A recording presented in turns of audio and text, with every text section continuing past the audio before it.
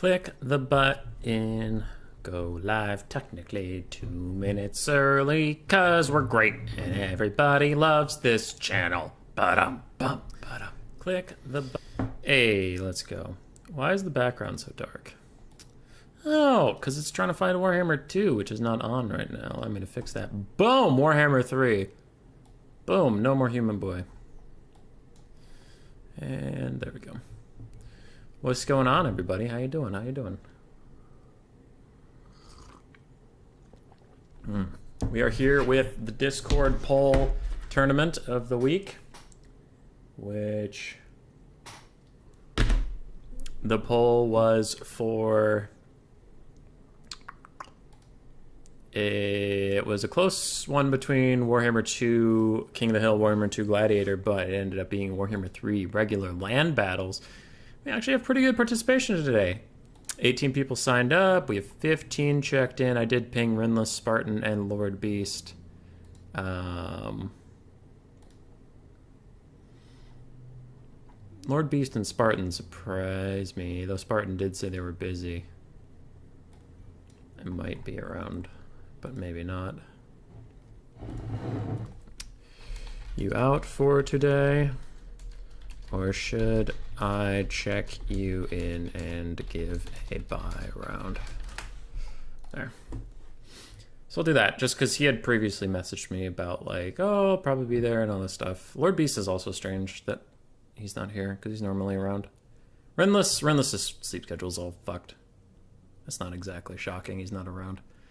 I have 1 minute left to let them check in. Also kind of want to give Spartan a chance to respond to my message if possible. Somebody checked in. Who was it? Was it Spartan? Yeah, that a boy. Love Spartan in this house. If that's a DM, I'll check it off stream real quick. Nice.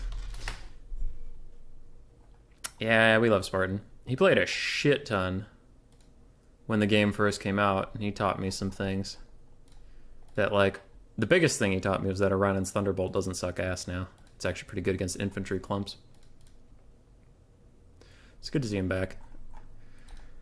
Alright, as to the rest of that, it is 1 o'clock. We gotta get this shit moving. It's gonna get late for some Eastern European people, so let's get this show on the road. No buy rounds in the start, so all we're looking for is to make sure... Ooh, I didn't shuffle yet. I was gonna say, make sure the participants don't fight a clanmate right away, because that's just... Nobody likes that, you know? You train with somebody all the time for a tournament, then it's round 1 of the tournament, and one of you two has to go out, and that feels like shit. Alright. Llama and Crad Raccoon, it's VM, Son of the Mountains, GGX, VM... Hardest Warriors VM, and Voins is CB.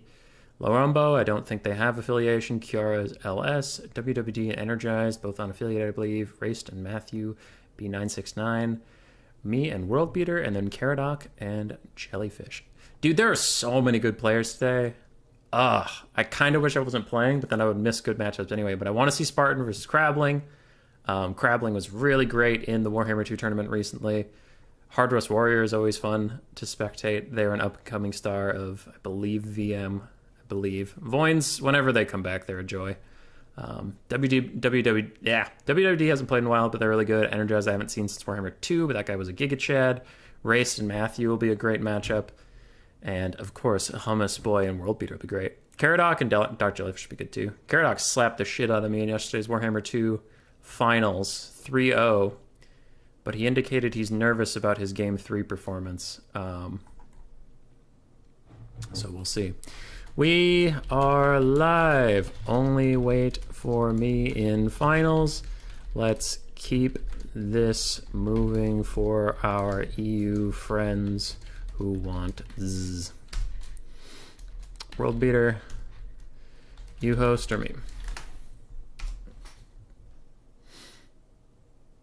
DMs, I'll check those on the other screen.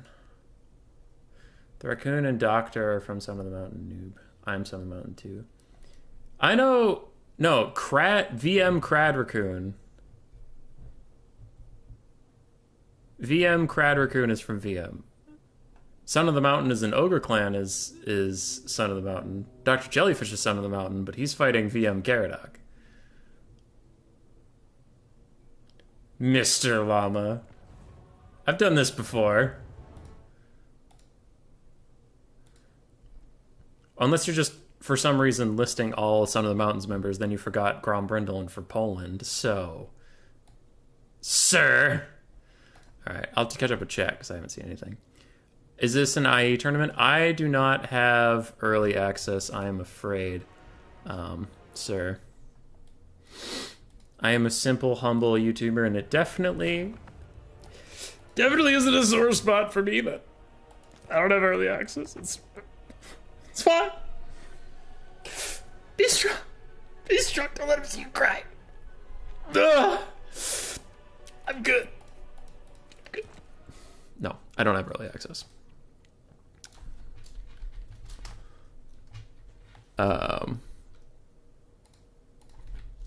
Wish it did. Wish it did. It would be nice. Crad Raccoon, speaking of which, had... Crad Raccoon had a really cool idea on how to do best of 5 for the finals, which with 7 factions can be tricky. I do intend to do that soon, but just not today. Today's tournament's starting an hour later than usual, due to some stuff. And I thought, you know, if we have a finals for like... If Crabling gets to the finals, it's going to be 1 or 2 in the morning for him. And then it's like, best of 5. And he's probably like, please, God, just let me go to sleep. So I'll do that later. But Crad Raccoon had a really good idea for best of 3. So the map, my opponent picks first. I need Gore Gateway.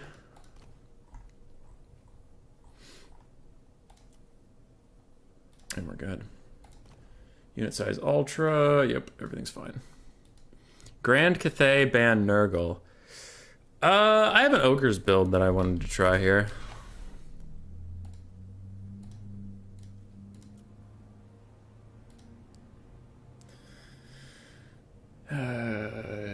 Yeah.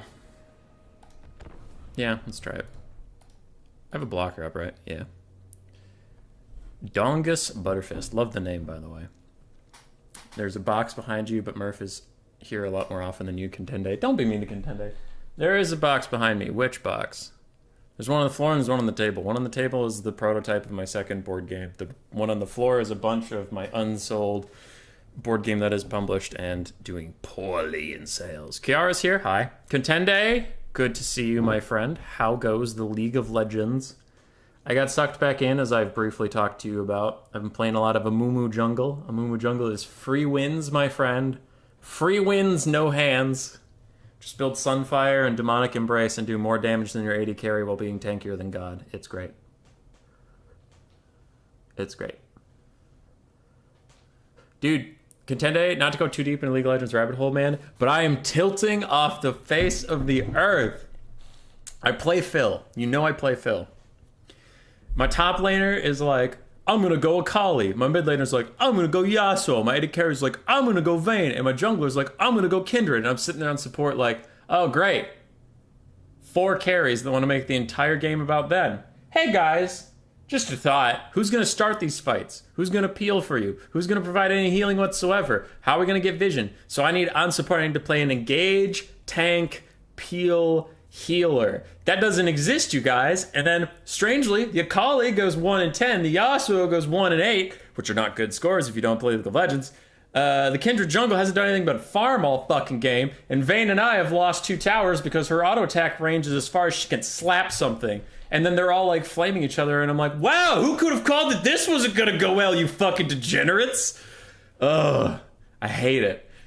I basically win any game I get filled to top or jungle, because I can pick a tank and just fucking start the fights.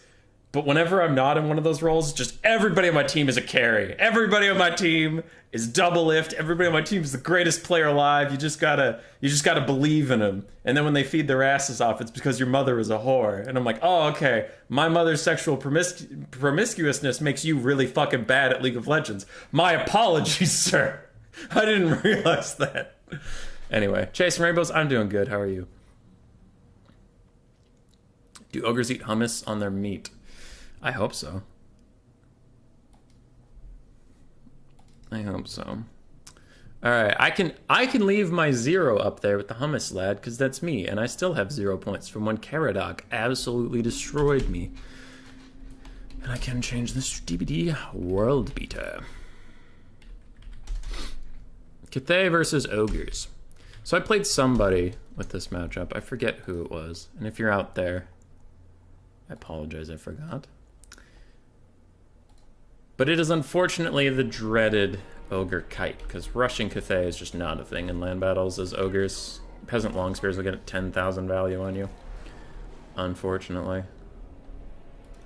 Yeah, that champ does. Leona can do it all. Sounds worse than Total War Quick Battle Abuse. Yeah. It's definitely like a luck thing. If you get a team that's like a bunch of nice people, League of Legends is super fun. And if you just play with friends, League of Legends is super fun. But man, solo queue is random number generator simulator. It's just coin flip. Is my team gonna tilt off the face of the earth, or is their team gonna tilt off the face of the earth? Oh. It's addicting though. It's addicting and easy to throw in a quick game before you go to bed rather than like boot up a single player game and you get sucked into it and you go to bed too late and stuff. It's like League of Legends, it's easy to give yourself a limit. Alright, one game, bed. Master of butchery. Also, I've been watching the LCS, which is the competitive North American League scene. And like, whenever you watch that or like listen to that content, you get the itch and you're like, maybe I should go play again. Then you do, and then you're like, oh no. Get the fuck up. Triple Lead Belcher, double Noblar Scrap Launcher, Saber Tusks to chase routing units, and these guys actually need to back up. But, yeah, we need to do a little bit of kiting. If Cathay has 3 or 4 cannons, it's going to be annoying. You can kind of deal with it, but that is going to be annoying. I don't know. I've only tried this build once, and it worked once. How much should I wait for him?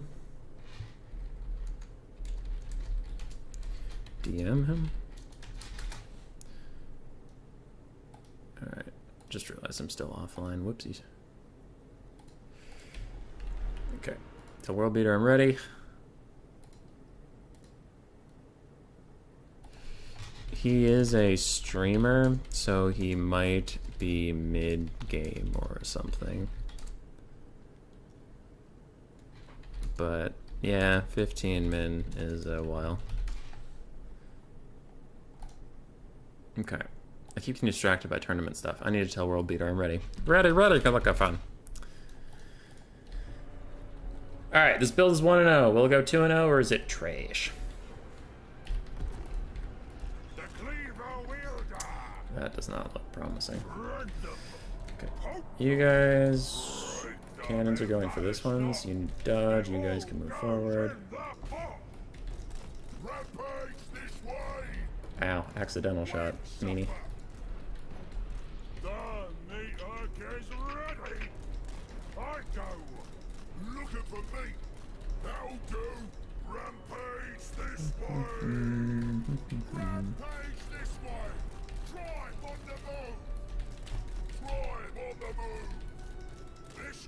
What? Follow the Morse code.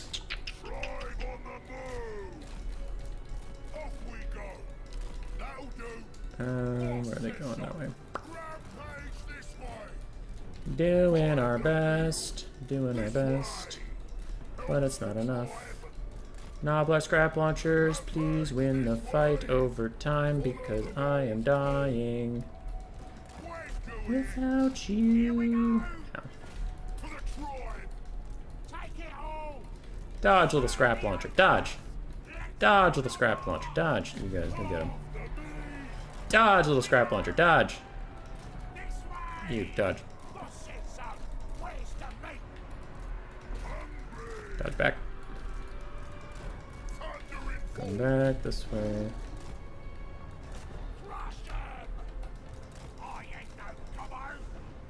Nice accidental dodge, friend.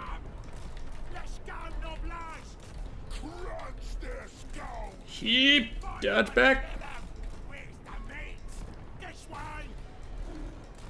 Alright, so we're doing some neat stuff, like dodging-wise, but I'm noticing we're not actually getting any damage in. Uh-oh. Ah! Collateral damage! Jesus Christ!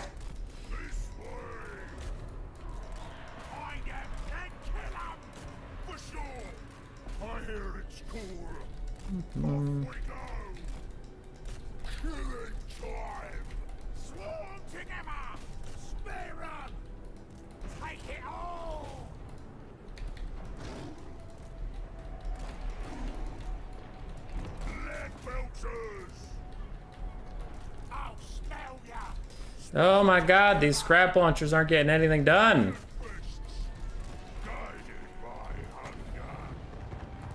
Supreme for Tourney. Off we go! Alright, you guys fall back. You're not doing anything, unfortunately. Lead belchers are also not doing anything. That is very disappointing. Where's me master? Looking for him.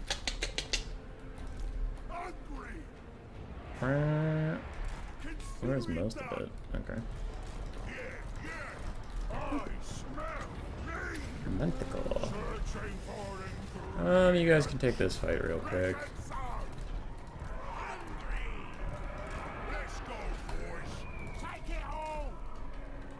It's happening. Dodge that way. I'm on the move. God damn it. It just feels like we're dodging a lot, but for what purpose? You know what I mean?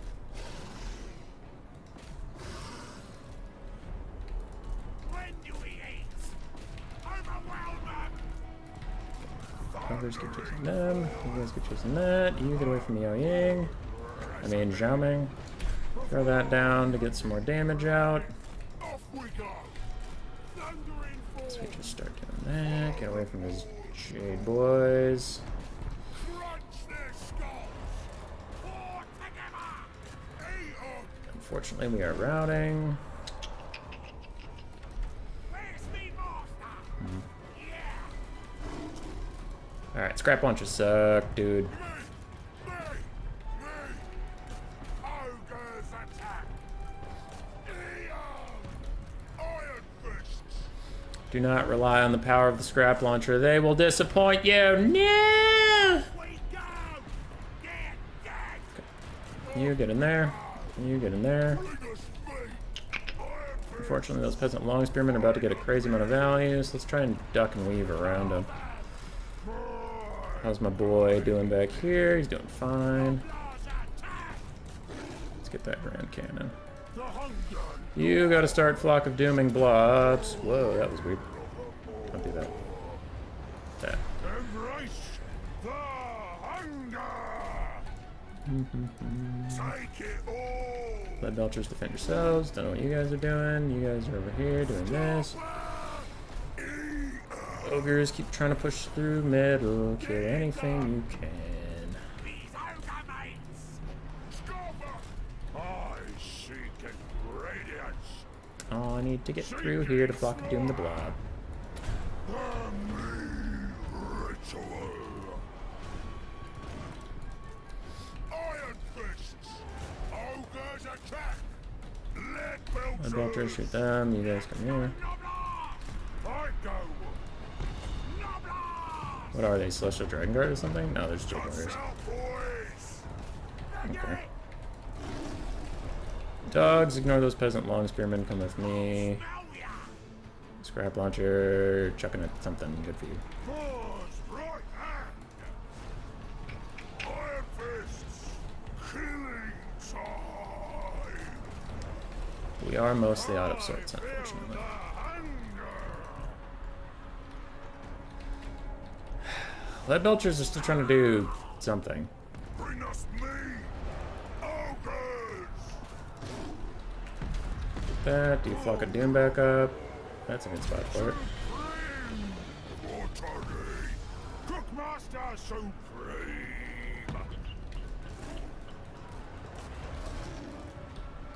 Run for it. It makes me. They die. Kill more stuff. Zhao Ming's very healthy though, so I'm kind of curious how far that's going to get us. I hear it. And he's coming over here. Tribe on the move. Killing time. You're having a real trouble running away. Let's slow everybody here down so maybe we have more of a chance of getting the fuck out of here. If I got a rampage this way. Alright, that scrap launcher, the Nabla scrap launcher is routing, so I'm assuming the Jade Lancers ran up and beat it to death even though it was shooting at them. Yeah. That's pretty cool. That or it got cannoned. Off we go. Alright, you guys need to go route these things no matter what. Seeking slaughter. Kill all these. The Morse call. Noblars, chase them down. Do we have anybody sleeping? Okay, we do have a couple sleeping units. This way, and this way. You try and run away. Overbulls with the Iron Fist, protect me.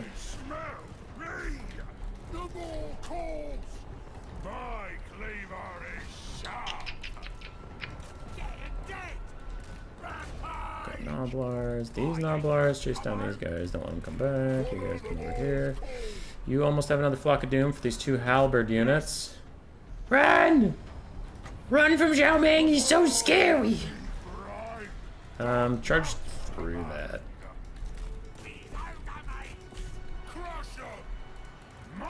Ow, ow, ow, ow, ow, ow, ow. Get away from Zhao Ming. Really need to kill these fucking archers. Lead belchers are melee units now. That's okay. Okay, run the opposite way of Zhao Ming. Go, go, go!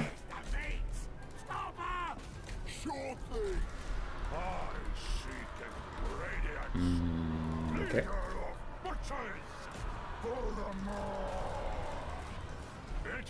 What is going on with your pathing, dude? You're just standing there. There's armor losses. God damn, dude. Scrap launchers blow! Natty, that's all? I don't have natty boobos. Oof, yeah. No, those guys sucked ass. We dodged so much fire from the cannons, but it didn't matter because our trading fire just did no damage. So it was like, okay, unless I literally perfectly dodged, there was nothing these scrap launchers were going to do. Lead belchers just got fucked on because their range is not great and they miss a lot, unfortunately. Like, even the one that fired all of its ammunition got 600 damage value back. Oh, God. That's really bad. Why not double Stonehorn? It got nerfed pretty badly. They're not ideal now. This matchup in general is pretty bad, but I was trying something that I said worked for me once, but not against cannons. A full rush would have worked a lot better here, obviously. Yeah.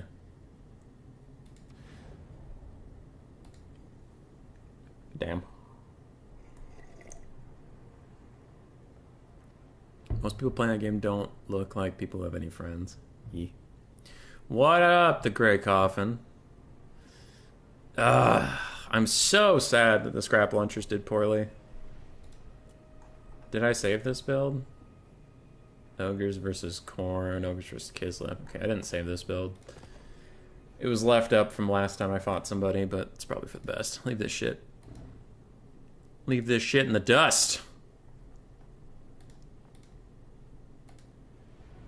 That's a joke from yesterday. Clearly didn't heckle you enough regarding 90s if it's stick or cause any psychological trauma. Yeah, Doomsage, you heckled me a lot. Alright. Well, we tried. Lead Belchers. I think I was playing with Rocket. Rocket Raccoon. Well, not Rocket Raccoon. Rocket Row. Sorry. GG, well played.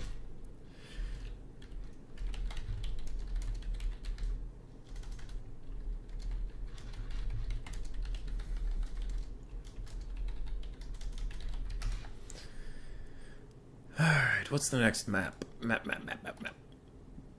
Wastes of Corn.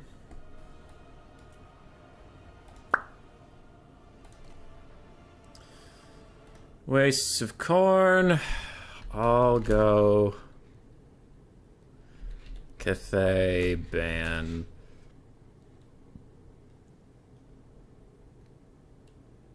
He's already played Cathay. I'll go Cathay Ban Kislev. Since some 0-1 down, should probably just pick the OP faction and get back to 1-1.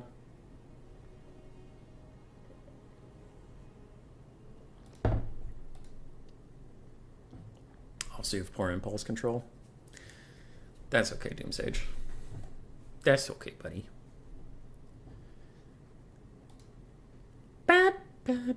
How's everybody doing today? How are we all doing on this fine Thursday?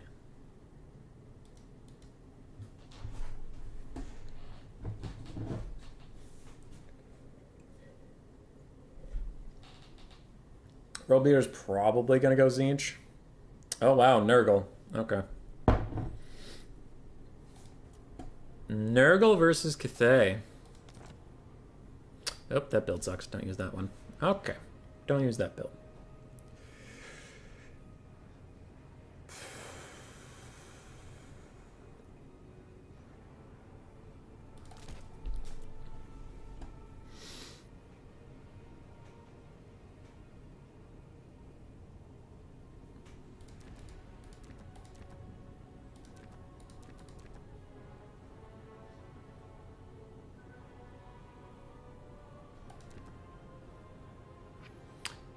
Will of the Dragons!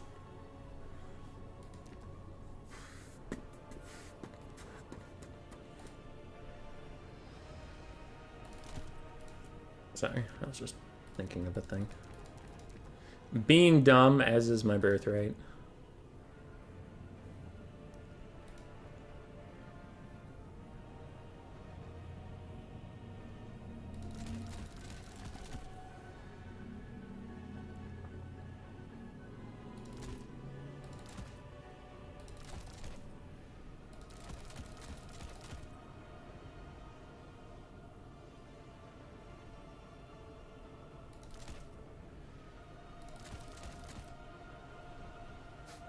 Cathay is so cheap, I have an extra 500 gold.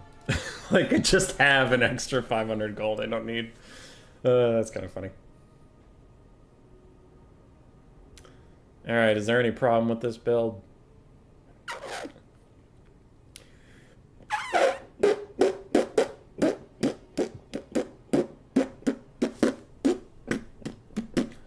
No, it's perfect.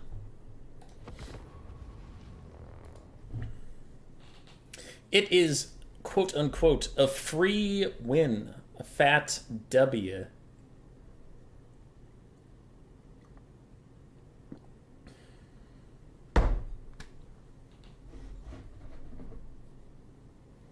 It's not free, but theoretically good. Cheap in cost and gameplay. Yeah. Get shotgun to shoot air and large target. I could.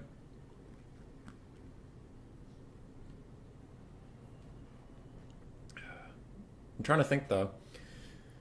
Because shotguns don't have the best firing arc against Chaos Spawn. Archers have better ones.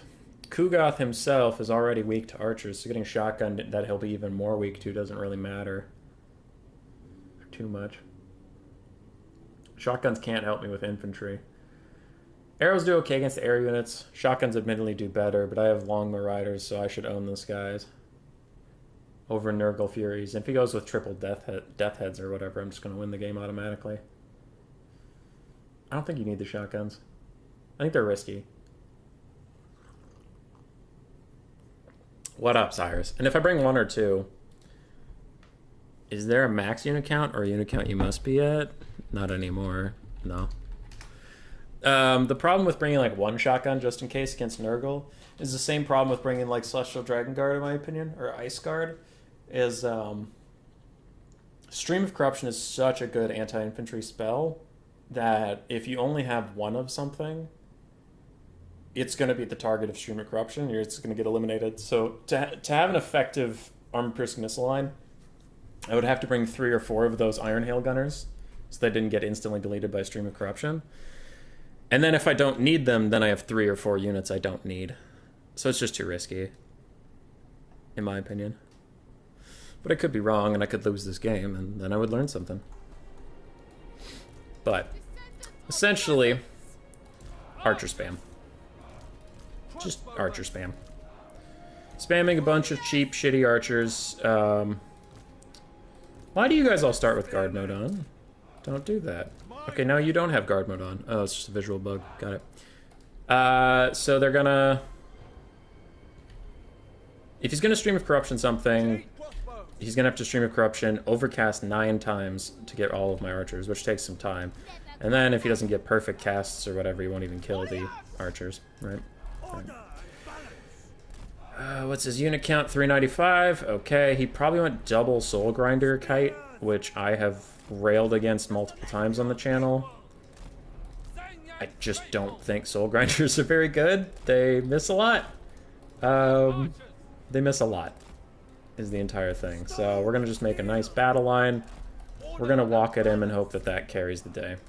Gotta separate my back line from my front line by enough that accidental soul grinder shots don't overshoot and actually hit something accidentally.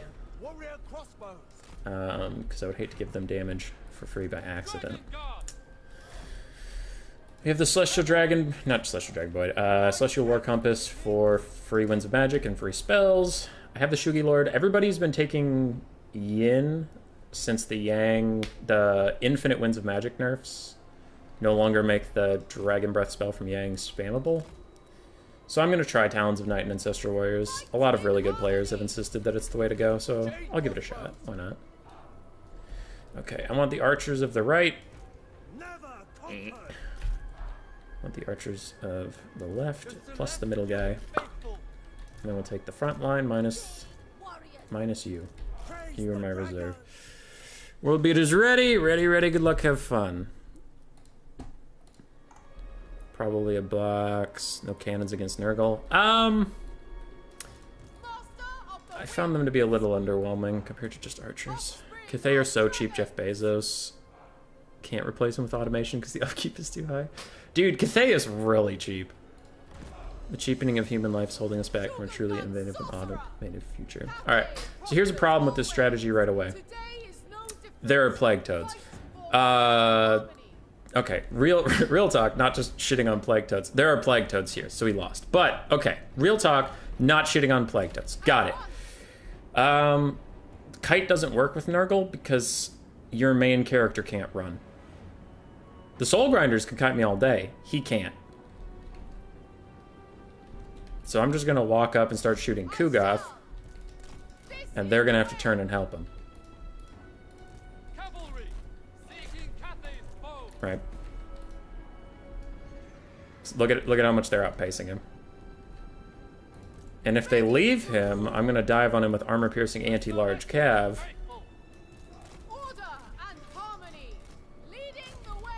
And summon Ancestral Warriors on his ass. Descendant of dragons. Repositioning on gilded foot. Bam, bam, bam, bam, bam, bam. I will go. Okay, let's dive on that isolated one. All these guys continue to move up. Born of dragons. Kiss of the spirit. Kugoth's gonna have to walk through Celestial Guard or whatever. Ancestral Warriors if he wants to get to me. Alright, let's leave. Go, go, go, go, go, go, go. Attack the other one. Go, go, go, go, go, go, go. Meanwhile...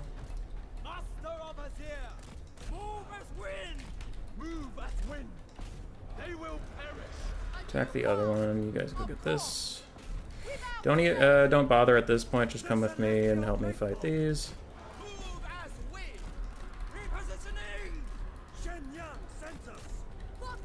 Okay. So we'll sacrifice an Ancestral Warrior summon to go kill all this stuff. Seems fine.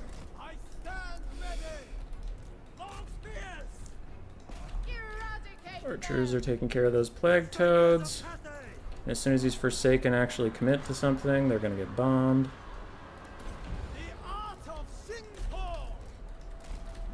And we'll largely be fine.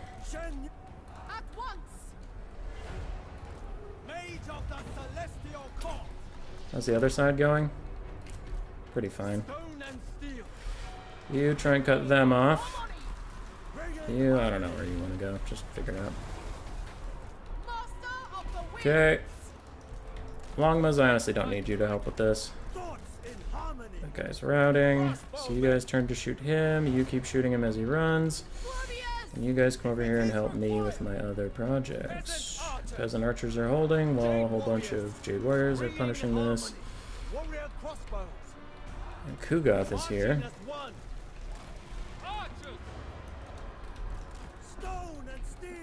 So why don't we all just turn and shoot that prick?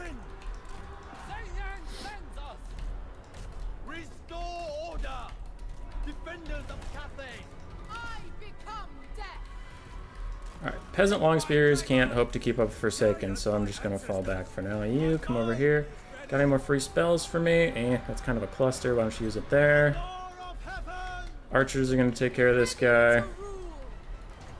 Just for good measure, let's delete this Forsaken unit, because fuck it.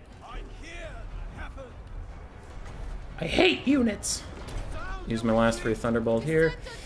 Archers are doing their job, so let's not interfere by getting in their way in melee. Let's go attack these isolated guys again. Let's go, let's go, let's go. You guys are just winning that fight, because Plague Toads always disappoint me. Except when I'm their enemy, then they're great. Plague Toads are my favorite thing to fight against. You guys are a little close together. String of Corruptions are gonna come kill you, so don't let that happen. Don't let that happen. Lots of archers left. Doing just fine. These archers gonna shoot those guys. You're also doing fine. Good job, Longmuzzin Lord. So proud of you! Alright, these guys are dead as fuck. But we'll go help them anyway. No infantry left. No friends. Just archers. And the end of the Plague Father! Die, you fat pincushion, die! Fuck you! I'll summon this for potential army losses purposes, but just in the realm of expediency. I really just don't like double soul grinders. I think they suck.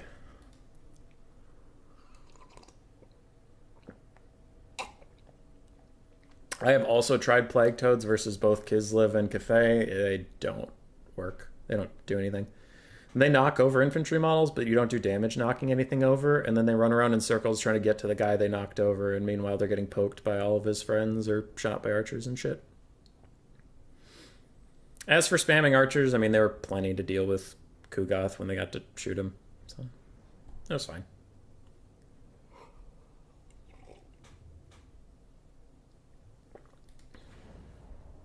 It was fine. Okay, 1-1 again. Back to playing real matchups now that both of us have expended our Cathay pick.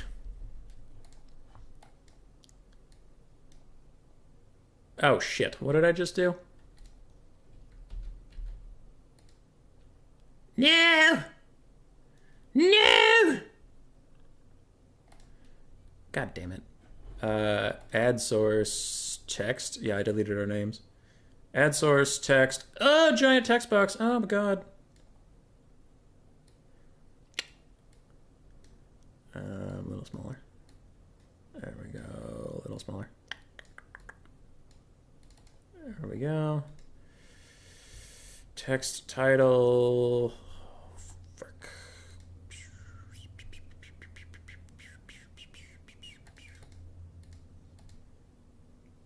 Oh god, that is really small. There we go. 1 hummus. No, stop being dumb. 1 hummus. DBD. Oh, for fuck's sake.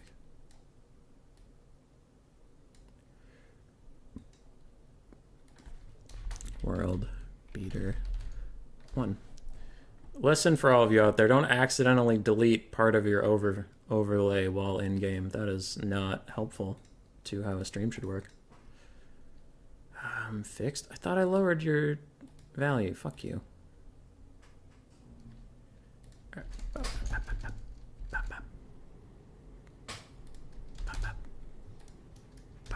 There. Done. Perfect. A+ production quality over here at Hummus Boy Industries. Alright, World Beater. GG, well played. What's the third thing?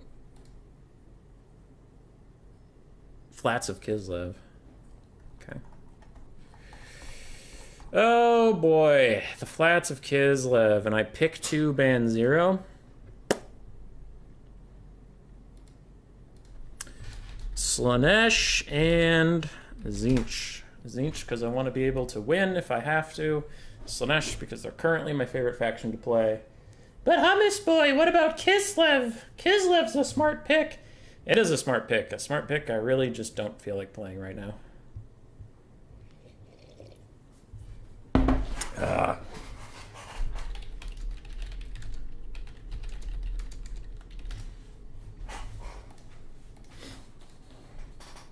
Cathay's too expensive. I like those 100 gold peasant mobs.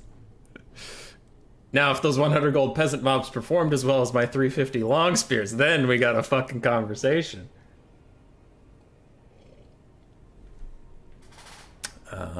Doomsage. Just talking about the elimination of the human race from a workforce. Wish Nurgle got traditional RDP. Feels like they lack key units. Yeah, I would agree. It's funny how Chaos factions are around for thousands of years but haven't really learned the importance of artillery archers. Cuden, how's it going? It's going good. Who spends 40 years engineering their way around an issue? You said just moving the engine. I intentionally did my Warhammer overlays and then played the game like a week later and enjoyed it. Alright. We got Kislev. Slaanesh versus Kislev is a pretty bad time. Tzeentch versus Kislev is not much better. Let's see if I have any saved builds for either that'll give me some inspiration.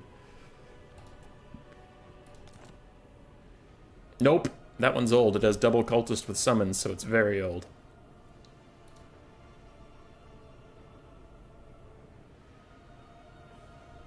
I wonder.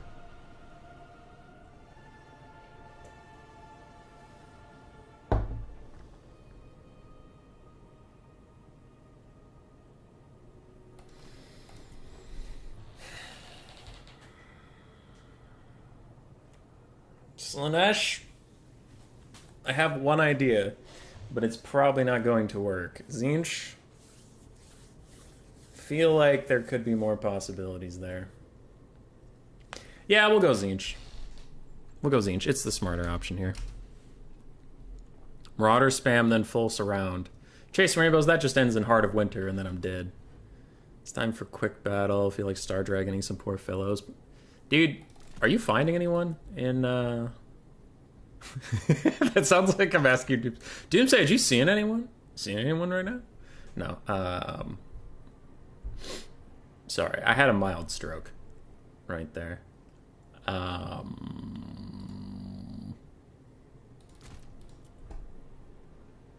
So what I meant to say was, are you finding anyone on the quick battles in Warhammer 2? Because I am struggling.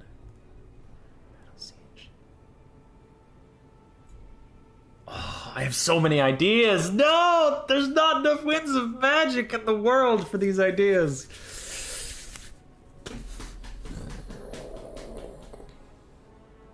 Damn it. Okay, just, nope.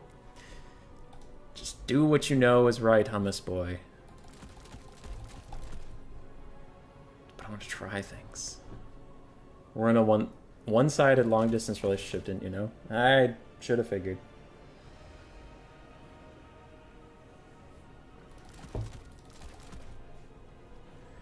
Furies, because I kind of wanted to try. Coop said he had some success with piercing bolts of burning, and I kind of wanted to try that.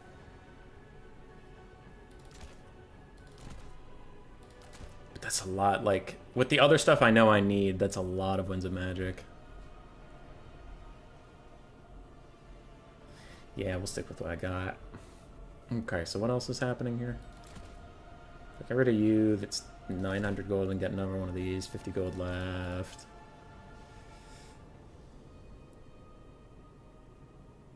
Do I need to be there, though? But what would that get me? If I got rid of that, the thing behind the blocker I'm not talking about. If I got rid of that, where would it get me? What would it do? World Beater's already ready. Oh, no. Okay, well, let's just get some chevrons out here and call it a day. Oh, -2, fuck you. Shit. It's good enough. I just hope Nurgle gets a Horticlus Slim Crux. What is that? And is this supposed to be a Slime Crux or a Slim Crux? But what is that? That sounds terrifying. Alright. I wanted to do... I knew Final Transmutation was good. I knew it was good. I knew I should have it. I really... Like, a part of me wanted to get a Firecaster with the Piercing Bolts of Burning to deal with the Blob. The only problem with that is if he didn't Blob, that spell was going to be not useless, but less effective. Well, Final Trans, no matter what happens, I can chuck it on their Lord, and it'll follow him around. It's not ideal. I'm kind of hoping he has some sort of Blob going on, but still. I was like, Final Trans is safer than experimenting on Game 3. But it was tempting. Other than that, pretty standard Zinch build. Have some Screamers, 2 Harassed Chariots, because they are armor-piercing anti-large. I just have to make sure not to get them caught on the ground, because they'll die to literally anything. Pink Horrors, Blue Horrors mixed with Forsaken and Spawn. I just brought a Herald of Zinch. I feel like I get more Winds of Magic out of the Herald, because he has both Locus of Conjuration and the Chromatic Tome and Arcane Conduit. So I do like that. I think that's pretty good. And also, I don't really want to spend a lot of money on my Lord. I was thinking about taking him off his disc, but I was worried he would get caught on the ground and die or some shit. So I'm going to keep him in the air, because Kislev has literally no air power. But yeah, I don't want an Exalted Lord change in this matchup, because Kislev is so good at punishing large entities, whether it's through their bears or just guns or anything. It's just, I feel like any money I put into my Lord is just gonna get fucked on. So nah, I'll pass. Alright, gun line. You.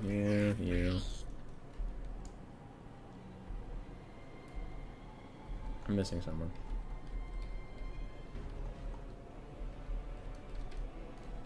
Am I missing someone? I have 4 selected. There's 4. Okay, there is 4 left. So gunline 1. Thought there was 5 left. Gunline 2. Front line. Lovely. Ready. Good luck, have fun.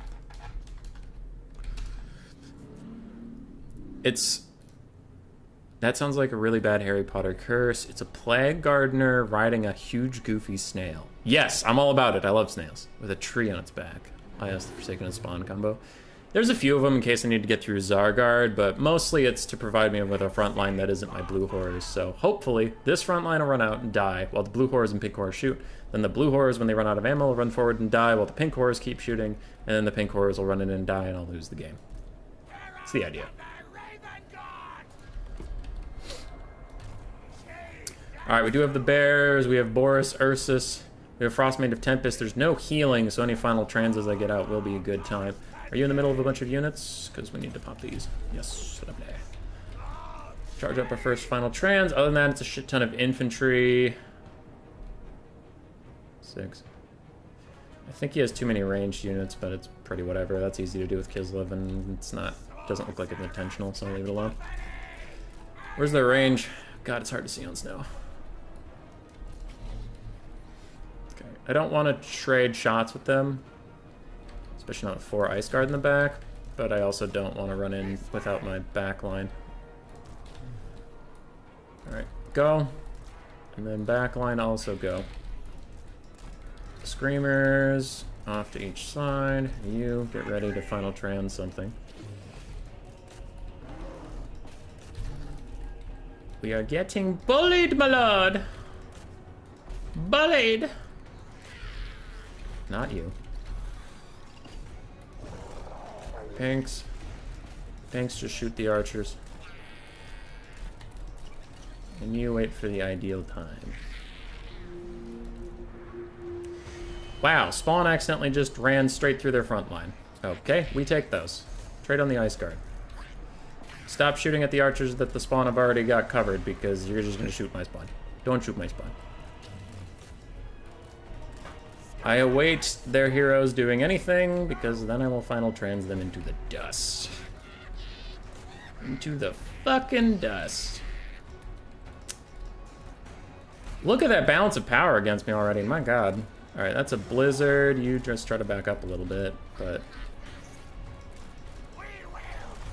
balance of power is not a fan. Okay. Bears are getting involved, so wherever they aren't, we are. We're still out here killing archers. Same story as always, Rick. Morty's killing Mortys.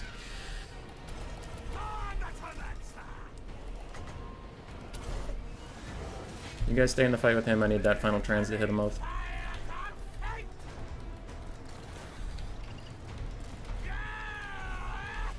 Change, hit them.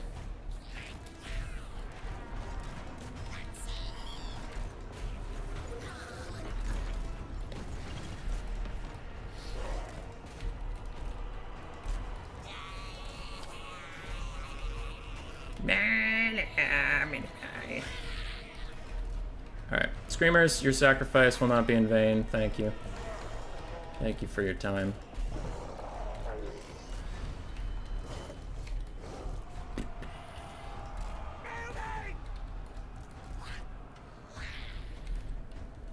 These pink guys can try and shoot those big bears that are now going to fight my blue horrors. You turn to fight that. We have some of these doing these things. Charging up another final trans. Those armored Cossars, honestly, who gives a shit about them? Just focus on their backline friends. Blue horrors, try and shoot.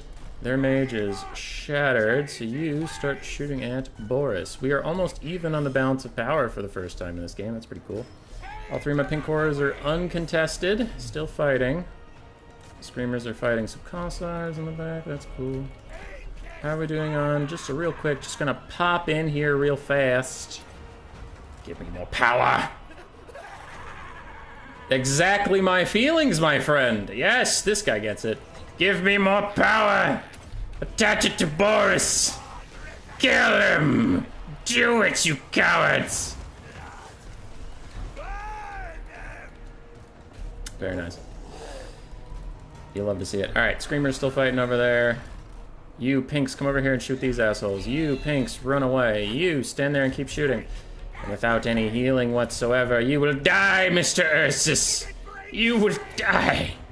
You fucker. Dude, I am loving this Tzeentch guy's voice lines right now. Like, it's just so in tune with how I feel. Yes, keep shooting no matter what happens to you. Doesn't matter. Nothing matters. Just kill the fucking bear riders.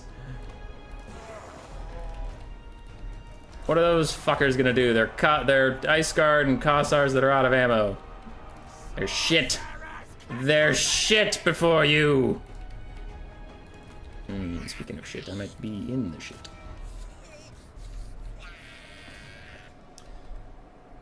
Boris is being an asshole.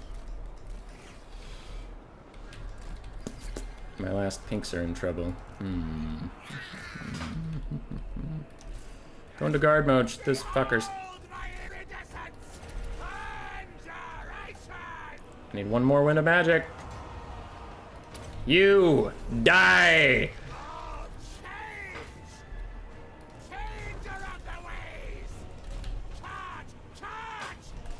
Don't need that. Go after the bears.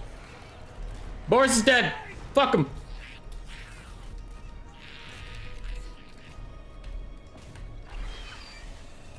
Alright, let's try and bail out the pinks. Operation bail out the pinks!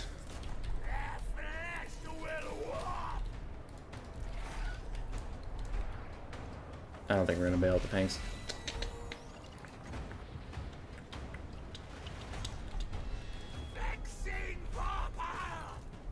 Okay. Come on, come on, come on, come on, come on. Wait, what the fuck just happened to them?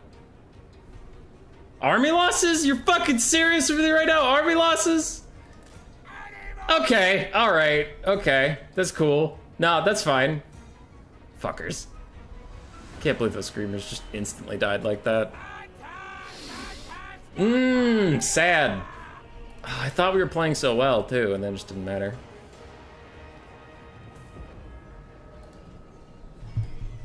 What up, Rusty? Rusty, why aren't you in this tournament? I delayed it an hour because of your British time zone sensibilities.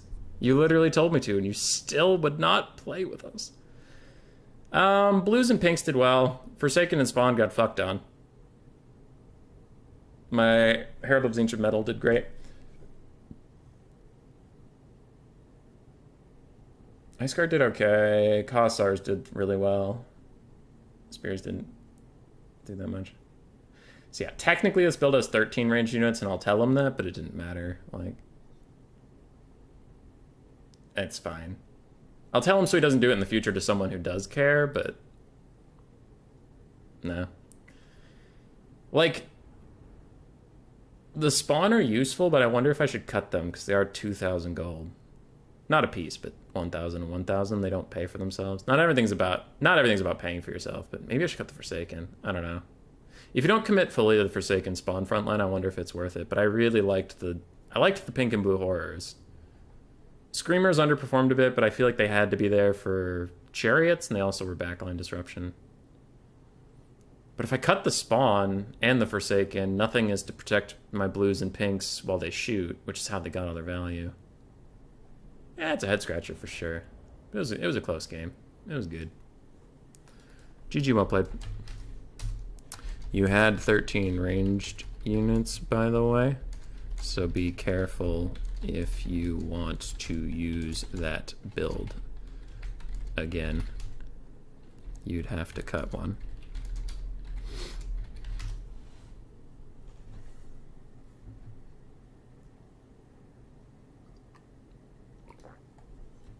Happens. It does happen. I think Slanesh... Okay, that's where we are. Shiggy Diggy, I think Slanesh benefit most from the royal units. Melee, Chaff, and Elite. Melee can actually hold the line. Ice Guard wrecked the spawn. Yeah, they did. They did really well. So chat, what do you think about what I was saying? What do you think about, this build? What should we change? What should we change? I'm gonna poll chat, get some opinions. Because my personal opinion is cut this. But then what do I do with the money? So maybe we just cut the spawn, keep the 3 Forsaken, get some more backline harass, get another Forsaken. Because another thing we could do is cut the Disc of Tzeentch, give me 400 gold. But that was what I ran into in the early game. Not early game, before we even got into the thing, is I can cut the Disc of Tzeentch, but then nothing's worth 500 gold in this roster. I already have 5 blues, so I can't get another blue. I could cut a Forsaken with 1350. I mean, what do I even do? I don't think Flamers are a good idea, because you saw how many ranged units Kislev has. They'll just get outshot. Flamers are only good when they're protected, which their short range makes them hard to protect. Exalted Pink Horrors have slightly more range, but I feel like I had enough firepower, I just didn't have enough to protect it. I don't know. Curious to hear your thoughts.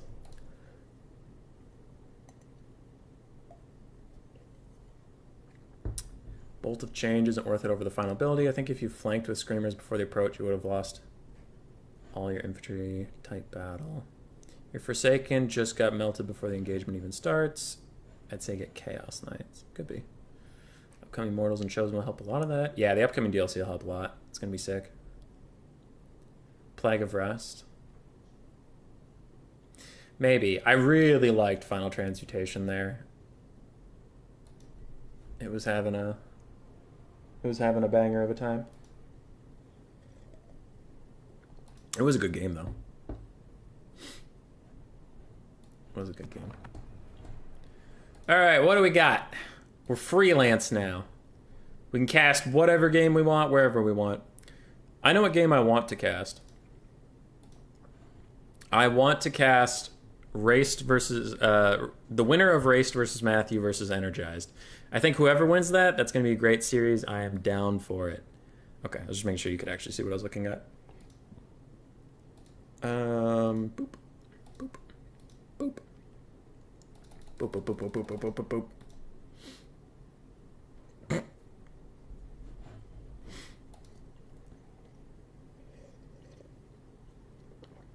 The challenge doesn't care what number you put in the second slot too much.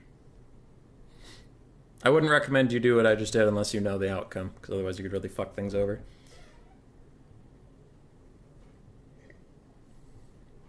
All right. Energize is just chilling. I will message Raced and Matthew and see how they're doing. Because like I said, I would really like to cast that game. I can just cut a couple ranged and get some healing. Yeah, you only need to cut one. Cut one ranged. The Ice Guard did alright there. I will say. The Ice Guard did just fine.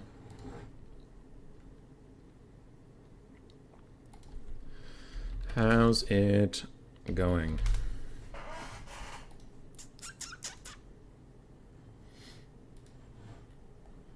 Second round is starting to fill up. Voins, Energized, and World Beater in game currently.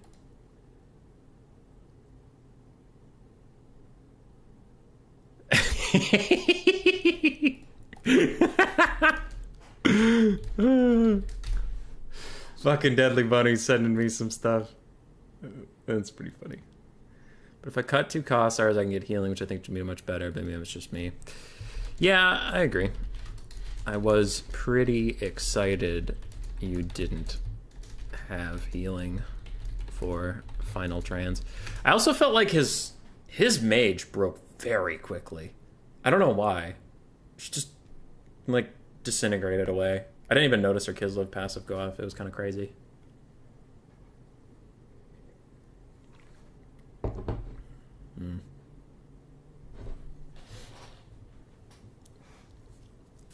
Well, Kislev's a tough cookie to crack.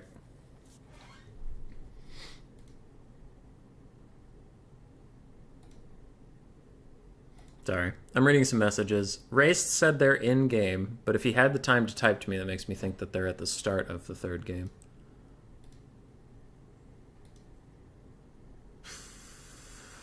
I want to catch whoever Energized fights. I know I want that, because I haven't got to see him in a long, long time. He was a really good player in Warhammer 2. Really good. Dr. Jellyfish versus Caradoc. The lobby just appeared, so they probably just finished. No, they just finished the Wastes of Khorne. That's game 2. So they're entering game 3. That could be fun. Oh, if it disappeared, it might be a 2-0.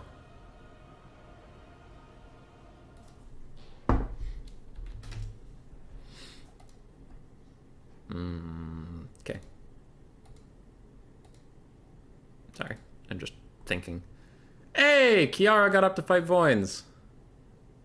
Okay, alright. We'll go watch that. We'll go watch some Kiara. Better than just sitting here. As much as I want to catch whatever's going on with Energized, I'd rather cast a game that's ready than make you guys sit here. So I'll message Kiara. We do get to watch Voins. Pretty good CB player. CB is Crying Beastman. Hi, spectate.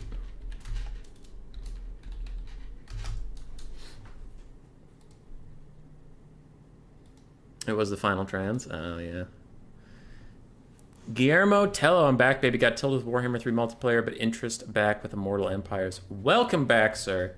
I know things aren't the best right now, but this is the tournament people voted for. Some people wanted to play. And the prize for today is just changing the server Discord picture. We have a weekly tournament that, if you're interested, you don't even have to play in it, but if you're interested, hold on. So left screen. If you are part of my Discord, which is in the description of the video right now, every week I host a poll that is something like this. I will say Clan Rat. I'll get to Clan Rat in a second, but Clan Rat, Tourney, this Thursday, what are we doing, that kind of thing. People can vote on the options I give them.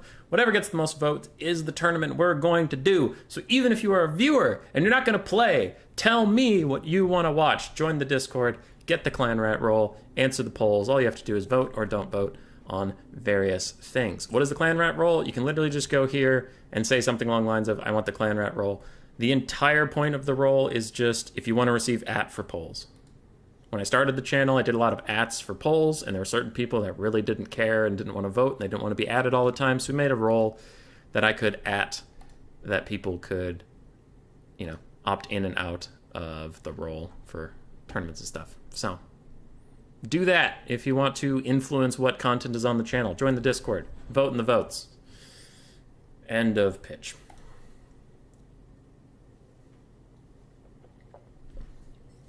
That's why we were doing one Warhammer 2 tournament a week. It wasn't like policy. It was just, that's what kept winning the votes. So we kept doing it. So, yeah. Now, we had a Warhammer 2 tournament last night, but that wasn't my tournament. That was Mr. Teufel's tournament, and he asked me to cast it. But that wasn't, I was not running that show, per se. It was a freebie.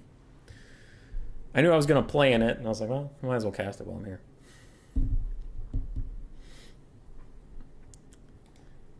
Hold on, I'm curious. Caradoc did beat Dr. Jellyfish, the man that 3-0'd me, the best Warhammer 2 player of all time, me, Hummus Boy, 3-0'd by a random nobody, winner of the last faction war. Random fucking nobody! Very good VM player, Mr. Caradoc. Nobody even knows this man. Comes out of nowhere, destroys me. And then he beats Dr. Jellyfish. A very good Son of the Mountain player. This is a fucking disaster. If Caradoc's out there, I want you to know you're a fraud. You are a fraud. And I have not had many pleasant interactions with you in personal messages, and you're actually a very nice person. No! No! You're a fraud. No, I can't. That was a meme. Caradoc's very lovely.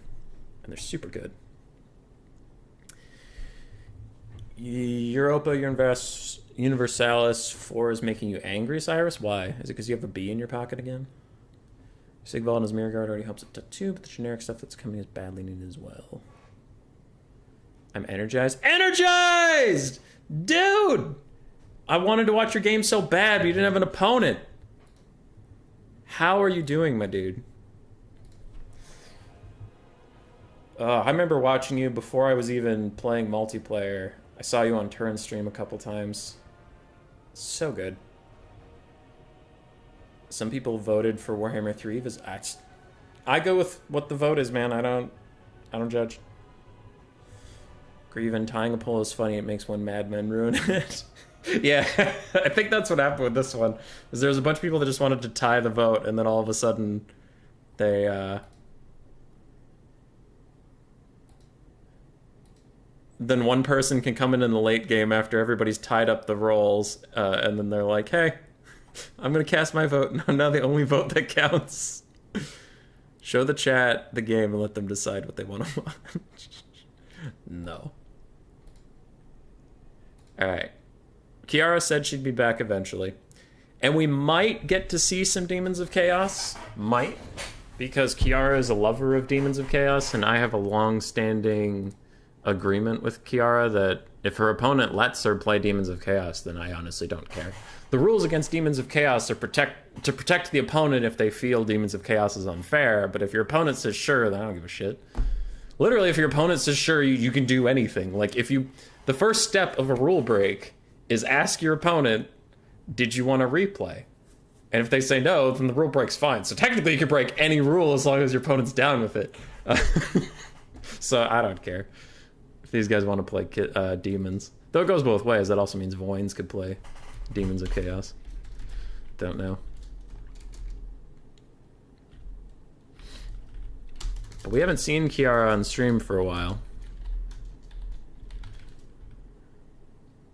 I know she hates the dreaded bear blobs. She hates fighting Kislev. Wait, why did I write LS Kiara twice? Hold on, that's not right. CB Voyns. Champion of the Crying Beastman.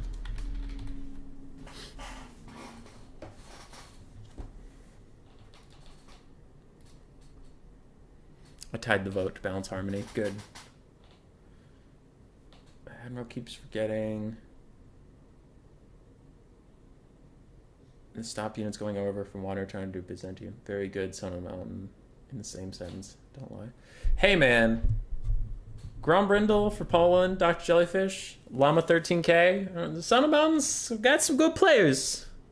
He got some good plays, though. For Poland's computer has been broken for as long as I can remember, so he can't get Warhammer 3. Demons of Chaos are allowed if your opponent says sure, but traditionally no. But like if you ask your opponent and then they say sure, then I don't care. Like, sure. I don't care. They're not usually allowed to protect you. If you don't want to protect you, then go. It's fine. Okay. Kiara switched over to Nurgle. It looks like we have Kislev versus Nurgle. This matchup's harder than Nurgle versus Cathay. I think Nurgle versus Cathay is very easy. You saw how I handled it. I just took a bunch of archers. The problem for Kislev is their archers are a little more expensive. Deadly Bunnies is mad at me. Kislev's archers are more expensive than Cathay's, so the stream of corruptions matter a lot more, right? They get more cost effectiveness out of them. Also, peasant long spears are really nice anti-large against frogs or anything like that, which you have to use. The problem, I used some of my ammunition on the frogs, but I knew I had tons. But if your ammunition's limited, you need it for Kugath. You need it. But then for Kislev, what can also happen is they need it to kill the frogs because they don't have 350 gold anti-large spears standing around. So your ammo becomes a very, very limited resource, and you can have a hard time taking out Nurgle. Can is the strong word here.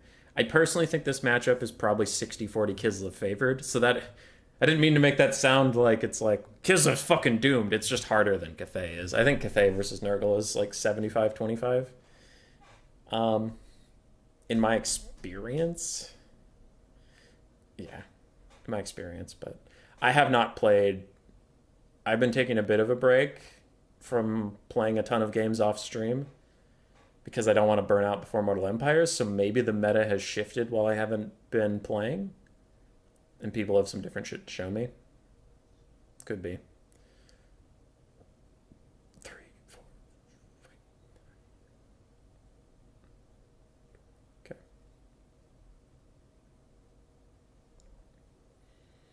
So I am curious. Some people have really liked Double Little Grom, but I haven't gotten to see that yet. I've just heard people talk about it. Whenever I'm on stream and stuff, people are like, I like Double Little Grom here, and then it never shows up. That would be interesting. For Nurgle, I see a lot of Soul Grinders and Kugath. You all know how I feel about Soul Grinders by now in the stream. My personal preference is Exalted Plaguebearers, Kugath, some Forsaken, some Nurglings, and you just run at them. Maybe a couple Furies to chase things, but it's struggled. I beat Llama on stream with that, but Llama was taking a build someone else took to prove a point, like testing it with me. And I got super lucky with late game RNG on Kugath. And Kugath got 7,200 value. So I don't think that was an effective strategy. I think that was a fluke. Because if anything had gone Llama's way at all, I would have lost that game. So, no. I don't have high hopes for Nurgle in this matchup, but we'll see. If you were around for that stream and saw that Kugath 7,000 value game, that was some shit. That was some bullshit, and I felt so bad for Llama. Can I get that Cathay build versus Nurgle, please? Sure. 3 Jade Warriors, 5 Peasant Spears, 5 Peasant Bows, 4 Jade Cross Bows, ROR Longmas, Astro on Compass with item for mana, and Thunderbolt spell in case your Lord dies. And then the Lord was Yin with Ancestor Summon, Talons of Night, Regen item, and Longma. Cool. I'd like to see toads today. They remind me of Mazda Mundi. There were toads earlier today in World Beater versus me, but if you like toads, you don't want to go rewatch that because they they croaked. Oh my god, this streamer is so funny. Wow, funny and handsome. What a great streamer. Yay. Oh my god, there's toads. I don't know how to say your name, but sir, your toads have arrived. Alright, what do we got? What do we got? So for Kiara, it's a toad rush. We have the Pox Riders of Nurgle ROR, Plague Toads, Plague Toads, Plague Toads, and Plague Toads. This is it. We're going to find out if the toads work or if they don't. On the other side, we have Triple Forsaken. We have Double Beast of Nurgle. I haven't seen Double Beast of Nurgle in a very long time. Since, like, the release of Warhammer 3, they were all over the place and they disappeared. Kugoth, Fat Father, and one cultist with not his summon. I agree with this a lot. The Icon of Eternal Virulence and the Warrior's Bane are both very good. The summon only starts charging up. I think it's...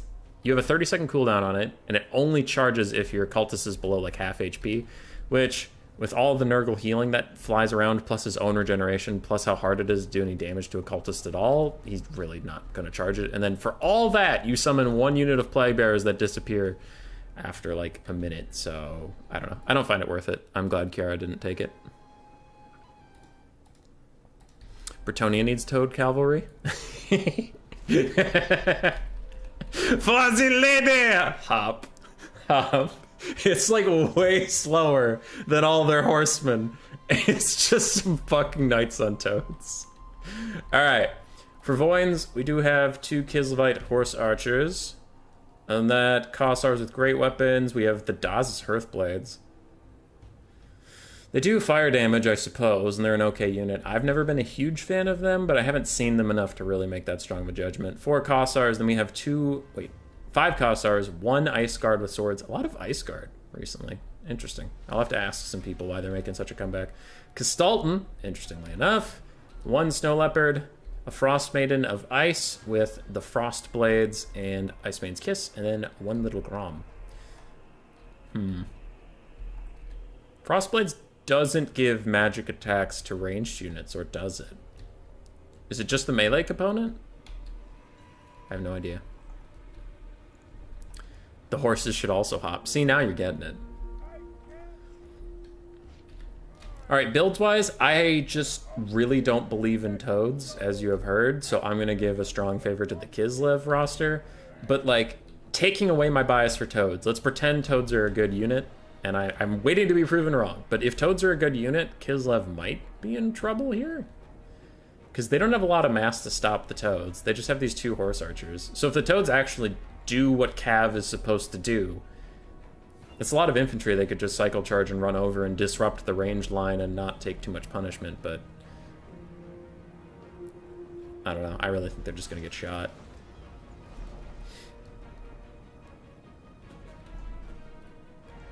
Voyns is kind of a weird one. Voyns is another one of those players that never really takes what you expect and just makes it look good. Kind of like Crabling. I mean, Crabling is... Not to be a dick to Voyns. Voyns is a great player, but I think Crabling's a better player than Voyns. But kind of that genre of people that just take whatever the fuck they want and just play really well with them. Voyns is kind of that kind of player whenever I've seen them. Not quite meta builds. Not trolling, but not quite meta either. Takes a nice little position. Ooh, this is actually pretty good terrain usage. So there's this cliff face that Voyns is just hugging right up against to deter any flank from that side. And most of the army is outside of the forest. You can see the forest lines like here. And it's like, all right, well, most of this army is outside the forest. So this is not forest camping at all. It's just smart use of terrain. Which, if you hate it, hate the Warhammer 3 maps, not the player, because Voyns is definitely within the rules here, no doubt. Toads are charging in. Go, Toads, go! Oh, God, the Toads. They're not having a great time. 1 Toad's already half health. The ROR Toads are also half health. Kugoth is way in the back, and oof, this is a key mistake sometimes Nurgle gets into, is Kugoth is not here to support the front line at all. He's not in range of any of his spells, so, like, yes, he's an artillery piece, but you also need him around for his Mortis engine. You also need him around for his Streams of Corruption. And Kiara's really feeling that pain right now, and she sees he's motoring. He's moving his little Roomba scooter as fast as he can to get up here and actually start casting some fucking spells to help out anything. Meanwhile, at the frontline fight, Stalton and his Snow Leopard pals are doing good work. The Toads are slowly dying off. Toads back here are actually doing okay. This flank of Toads is doing alright. This flank of Toads is not doing well. In the center, the expensive ROR Barons of the Bog are down.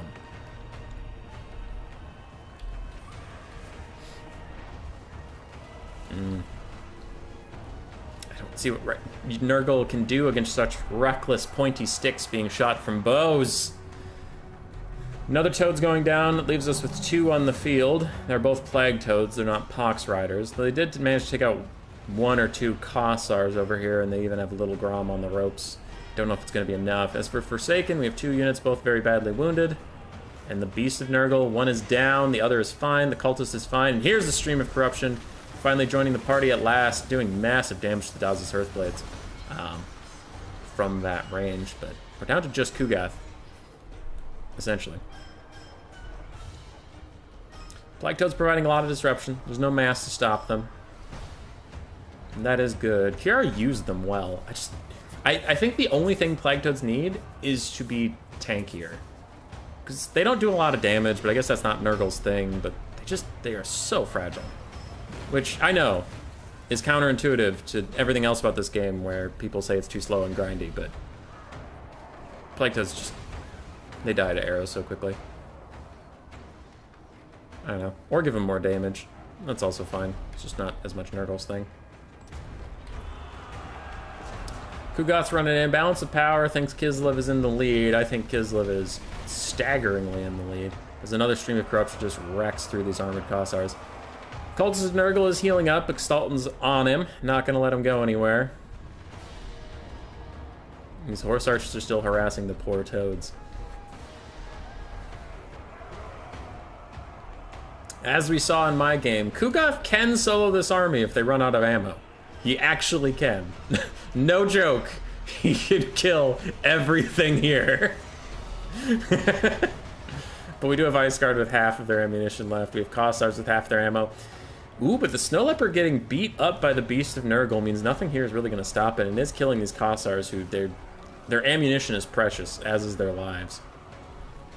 The last of the frogs fades. Forsaken are all running. Stalton's not having his best day, as Kugath desperately tries to catch up to him. I think he can fire while moving, so he is just beaming Kastalton in the back of the head while he was trying to chase down the Cultist of Nurgle. And yeah, Kastalton pops his healing, but the thing about Kastalton is he's not a Patriarch. He doesn't have the passive healing, so it only has his 3 charges of Selik's Lullaby, meaning he won't heal cap as easily as you're used to with the Kislev Bear Blob. His healing might be all the healing he's going to get. Beast of Nurgle is gone. And with 3 archers all with half ammunition, I do think that is going to be enough firepower to take out Kugath. Horse archers that are out of ammo are just going to run down some units. Any unit that isn't being run down is shattered, so it is Kugath versus the rest of this. Little Grom also has some ammo, and Kastalton even is not backing down. He could run back to his archers, but he doesn't give a shit. He's going in there, and that's probably a mistake, but man, he's doing it anyway. Army losses might come in for a friend here, but he has 0 melee attack on Kastalton. If you can get a lot of damage onto him, you can keep army losses at bay, which is all Kugath wants to do. But there's so much ammo left. And army losses is so close, he's going down, yeah. Rest in peace, you fat bastard. Rest in peace. Just wait for Nurgle Chaos Knights. That'll be fun. I'm pretty excited for the DLC to give more to these factions, because the 4 demon factions feel really limited.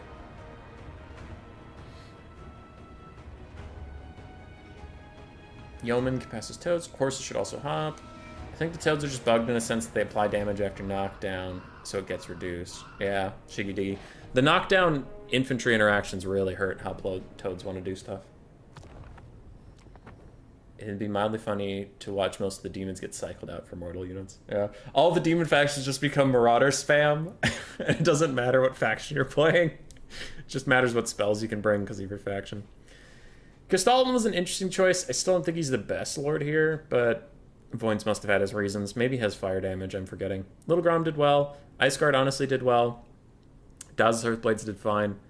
Frontline did okay. Snow Leopard got less value than I would have thought, but I thought it was doing okay. Horse Archers paid for themselves and then chased stuff off, and they still had full health.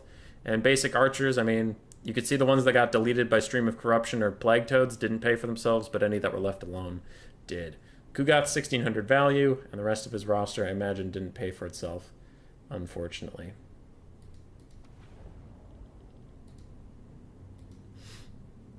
Rest in peace, Toads. I tried to do the frog thing. Kiara, you did. You did, and we appreciated the meme. Well, some people would argue it's not a meme. I argue it's a meme. But I hate Toads. No, wait, gave it to the wrong person. I was talking to Kiara, I gave Kiara a point. You don't get a point for just talking to me. That's not how this works. Alright, good job, points.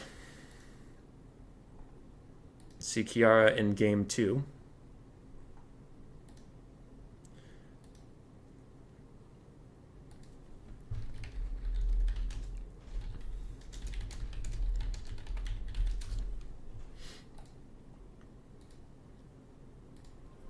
Chosen One, what's up? What's this game? It's the game that won the vote. It's Warhammer 3.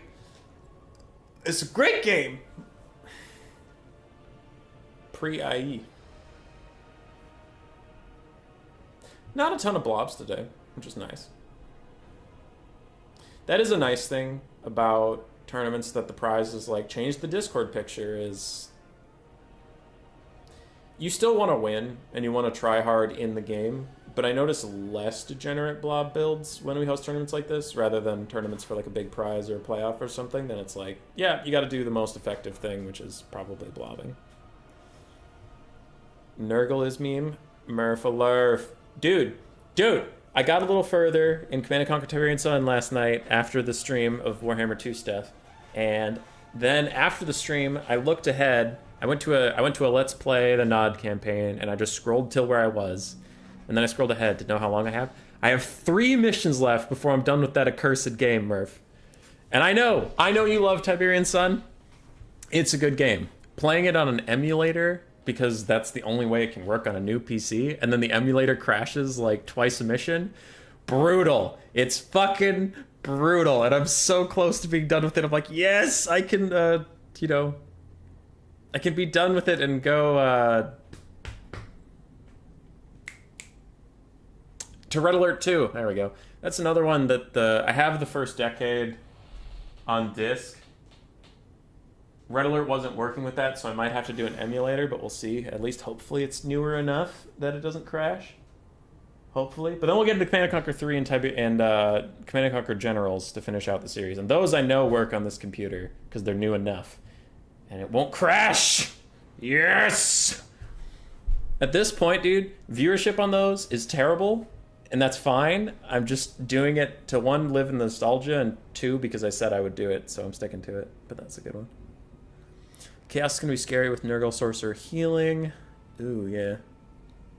Possible Noah G. It'll be interesting. I'm so curious, Noah, if Chaos is going to be, like, absolutely busted. Like, Warriors of Chaos. Not all the Chaos factions, but Warriors of Chaos. The next month, every demon faction will be Marauders plus Spawn plus Furies, and the only difference is the spells are cast uses. And since Korn can't cast, they'll just cry in the corner. Shiggy Diggy, that's probably true, but we will also have Immortal Empires. So I would be shocked if we had a plethora of demon versus demon. I really think that people, when you fight the demons really don't like archers in general, which is why Kislev and Cathay are doing so well in land battles right now.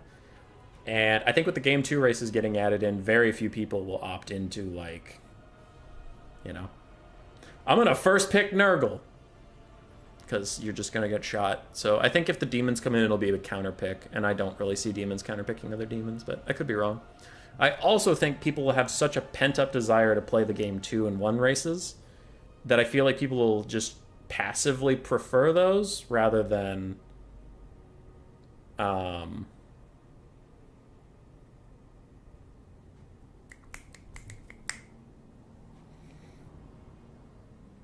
play the Game 3 races they've been playing for months. Right. You have to play the GDI campaign. No, don't make me. GDI is a bunch of tools. It'll be great and Prey in around a month and a few days. Yeah.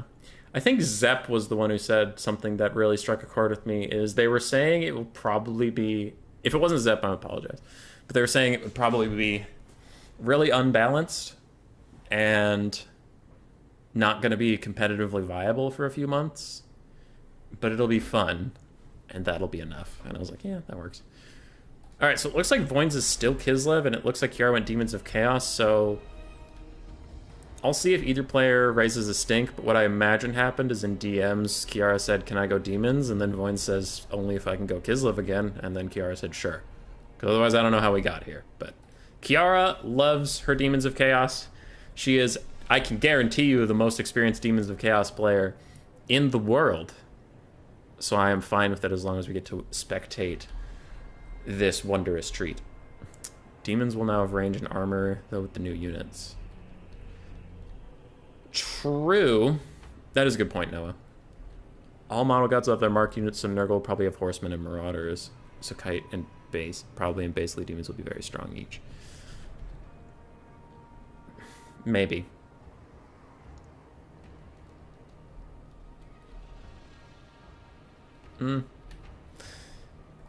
Maybe. I'll have to see how expansive their rosters are before I can really make that opinion. I don't have early access, obviously. But if it's just a couple units added, I still think their roster size is going to hinder them pretty significantly. And I think Warriors of Chaos will just be a better choice than any individual demon in most situations, but we'll see. Demons are still silly memery. Lizard chads are the way. Lizards can eat my balls! Okay, I don't hate lizards that much, but I'm not a fan either. Lizards are a meh. Not having a meta people getting bored of is certainly fun to watch, if nothing else. Correct. I can't see Warriors of Chaos not being broken as fuck, but we'll see. Chosen one, I agree. It'd be funny if Demons of Chaos get allowed and then Warriors of Chaos don't. But regardless, Kislev from Voins has double horse archers, armored Kossars, then some Kossars with spears. We have Streltsy in the back. It looks like 2 Streltsy, a bunch of Kossars. We have Daz's Hearthblades, Boris Ursus, a Snow Leopard, and a Frostmane of Ice with Frostblades and Icebane's Kiss again. Snow Heart of Winter, no Warbear Riders. Bellicor might be a happy chappy. On the other side for Kiara, we have Bloodletters, Exalted Bloodletters, the Hellforged Host, more Bloodletters, 2 Plague Bearers of Nurgle. We have Blood Crushers of Khorne, looks like 2 of them, and Bellicor. Very small army from the demons, but quite expensive indeed. For Bellicor, we have not seen a lot of this character. He does have 40% damage resistance from Shadow Shroud, Dark Master, minus 40 melee attack, Hex. We have Pit of Shades. Melee attack and arm-piercing damage ramping up with kills made. Lord of Torment replenishes hit points for every wavering unit around him, minus leadership, and removes ITP for everyone around him, and then terror and demon stuff. Cool. Why on earth would Warriors of Chaos ever be allowed in ranked multiplayer when the Demons of Chaos are not? Demons of Chaos, it's largely speculated. I only say speculated because I don't have my hands on the game and I don't know all the balance yet, but 95% sure most tournament hosts are going to allow Demons of Chaos after Mortal Empires releases. 95% sure. Because right now they're banned just because they have an expansive roster and almost no one else in Game 3 does, so they just have an unfair advantage of having options. Plague Bearers of Nurgle and Bloodletters of Khorne getting a little far ahead of their backup. The Hellforged Host and these other Bloodletters do need to keep moving up as well. The Plague Bearers are just taking damage, which is their entire point, but they need to be taking damage for a reason. So these Bloodletters in the trees cannot be forgotten for too long. Blood Crushers of Khorne are starting to charge in. They will get mucked up in some Kossars. It looks like Streltsy are going to be providing Overwatch fire, and that'll do a lot of damage. Meanwhile, a nice Pit of Shades will catch a whole archer unit and a horse archer standing still, and a rear charge for Bellicor on the front line is going to get these Kossars a run-in pretty quick, though they do have their Unbreakable passive that I literally forgot about for just a second, so they're actually going to be fine to stand here forever. Streltsy are starting to shoot at Bellicor. He needs to run away. He does not enjoy that whatsoever. It looks like he's going to duel the Snow Leopard, and he'll probably body that fool, but I wonder if it's before the Streltsy get a hold of him. Blood Crushers are pushing through. the Kossars. They could maybe get onto the Streltsy. It looks like that is what they are going to do while Be'lakor destroys the Snow Leopard in the back. Again, the Hellforged Toes of the Bloodletters. Oh, they're forgotten now. You hate to see it. Clearly all wrong, and Norse will be the best race. Rats with machine guns. And dinosaurs riding other dinosaurs are the chadliest things in the game. Yeah, but skinks aren't Chad, and skinks are all the Lizardman roster is. All right, Be'lakor chased off the Snow Leopard for a second. His blood crushers are going to start disintegrating soon, but the Streltsy have been mucked up for the meantime. What can get done otherwise? Kislev's unbreakable front line. Even basic spearmen holding back blood crushers because they're unbreakable is proven to be a problem. And Kiara's extra forces are remembered, but are they too late to the fight? Be'lakor's thinking about diving onto Boris Ursus. I would not in front of all these Streltsy. Oh, very concerned. He dives up at the last second, deciding maybe not to fight that fight. He's going to throw out a Pit of Shades instead on the Daz's Hearthblades and go stop some Kossars. All right, Exalted Bloodletters getting into the fight. Blood Crushers get through these Kossars with spears, and they finally get to go fight the Streltsy. They really need to, but Kiara is running out of forces. Streltsy peppering Be'lakor in the back as he kicks the crap out of some Kossars. I think the demons are going to be going down. That mistake of forgetting the Bloodletter and the Exalted Bloodletter in the woods is really costing Kiara. Be'lakor's doing his best, but now he's surrounded. He has Shadow Shroud, so he has some damage resistance, physical resistance, and missile resistance. So he's a resistant boy. 77 melee attack against Boris. Ursus 55 melee defense. It looks like he's missing a lot of attacks, but it's hard to tell if he's fighting the Kossars or fighting Boris. Bloodletters are murdering a bunch of Kossars and armored Kossars back here, but will it be in time as the Blood Crushers of Khorne are still trying to fight the Streltsy, but they're just not doing any damage, which is a real problem here. Snow Leopard has returned from the ether, and it is here to help its master. Now, one thing that's going very right for Kiara is she has positioned Boris between herself and the Streltsy, so the Streltsy are not getting any shots off. Unfortunately, she still can't fucking hit Boris. Even with 85 melee attack, can't hit Boris. I don't know if she's attacking him or the Kossars, but it's been real unfortunate over there. Chad, how the fuck does the streamer think Pansy, Wimp, Derp, Ass, Rats are Chads, but Skinks aren't? I don't think most of the Rats are Chads. I think they're very funny. I don't think they're Chads. I think they're hilarious. Sir. Murph along with skeletons riding a Sphinx. Tomb Kings are on my shit list right now because of yesterday. It's half a meme. Tomb Kings pissed me off. This huge roster addition. I also hate that Demons roster be further homogenized into more common mortal units. Demons of Chaos roster isn't any scarier than Warhammer 2 roster. The rest will catch up soon. Yeah. That's the thing, is Demons of Chaos aren't that broken. They're just one of the only rosters that's Warhammer 2 comparable in a game that's not Warhammer 2. Be'lakor is now just trying to kill Boris Ursus with his dying breath because he's bitter, and he will go down. I hate kids so much, I hope they get nerfed. Yeah, they're real strong at the moment.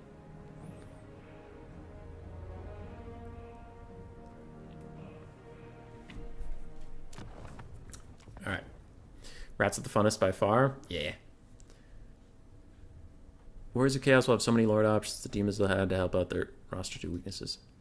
Streamer think Pansy, Ass, Rat Derps are funny, but Skinks aren't. Skinks aren't funny because Skinks are pieces of shit. That's why. Fucking Skinks. So sick of their little skinky ways, being all skinkerinos. Just being skinks and doing skink things. Oh, yeah, skink, little... Oh, ho, ho, ho, ho. And that is why I am the anger. All right, how are we doing? Does Energize not have an opponent? How?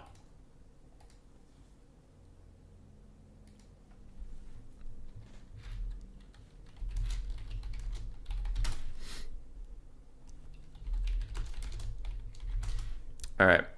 Energized, I don't know how you don't have an opponent, but I will watch the game after. Raced and Matthew said they were in their last game, in-game, before Kiara and Voin started their best of 3. So, I don't know what's going on over there. I need to take a leak. I'm going to message Energize and see what's going on. Like, maybe they just didn't update challenge and got straight into a game. You in game or actually waiting? Because there's no way one game has lasted 30 plus minutes.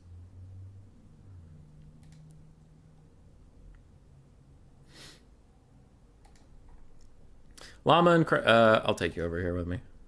Llama and Crabbling just got matched up. Caradoc and World Beater have been fighting for a little bit, so they're probably getting close to the end.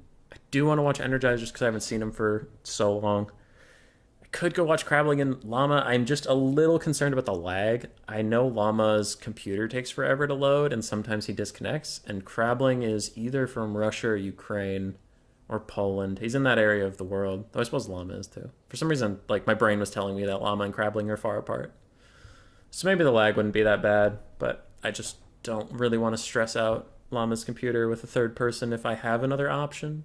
But if Energize is still waiting for Raced and Matthew, then I'm not going to make you guys sit here and wait for that too. We'll go watch that. So we'll see. Llama kind of has like the Void Laws stuff from Warhammer 2, where it's like takes forever to load in and there's sometimes lag, but he's like a really good player. So I don't think he's Void Laws level. It's hard to be that good. Crabbling's real good. Real good.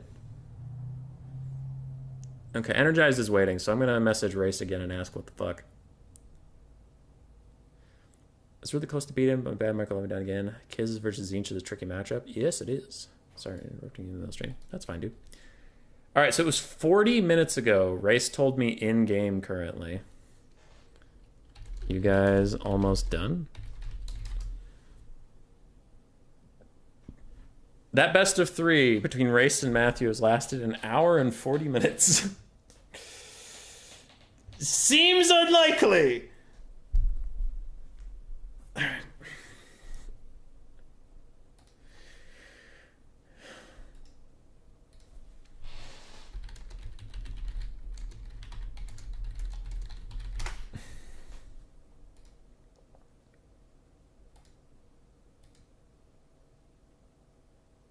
All right, we'll wait on their response. I am going to go to the bathroom and grab myself a non-alcoholic beverage. And then I'll come back and do the sponsor read, because we have a sponsor today. We have a sponsor for this stream. Chat, how the fuck? Okay, wait. Rats aren't pansies, they're just smart enough to run away for another day. You're building me water leak from my eyes. I think you do versus Kislev, expected a bear blob. Sounds like water infection. Think I'm dying. Murph, don't die. Don't do it. Hey, just don't die. Demon user forsaken a spot. Demon cap. Don't get either. All right, cool. Cool. All right, gonna go get a thing. Don't come back. Do the sponsor read. Let's go. Hiya.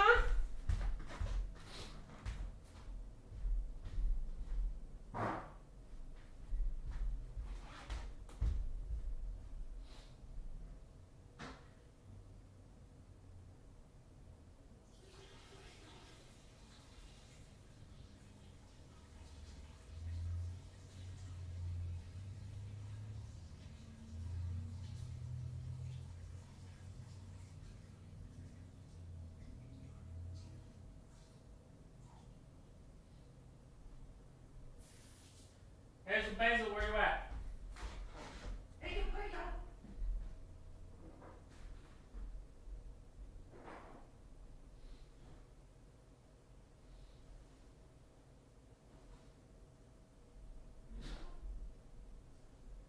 Where are all the animals?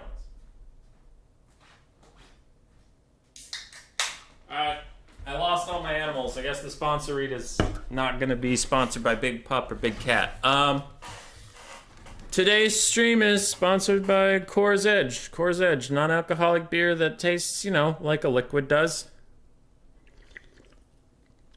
This is how liquids taste. Seems fine. We love liquids in this house. Coors Edge. You want a liquid? Go get a liquid. Less than 0.5% alcohol content in case your liver doesn't work very well. Coors Edge. It's a liquid. Don't know what else you want from it. All right, Raced and Matthew just finished up, so they should be matching us Energized soon, and we'll get to go see about that. Who won?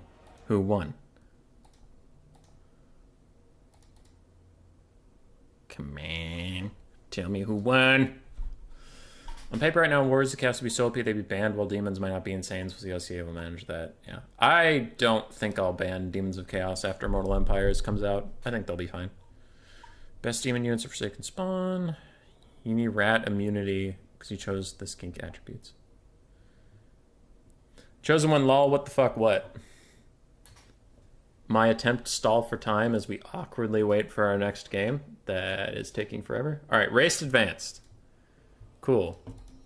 Raced Advanced, his lobby is usually ... so I'm joining this.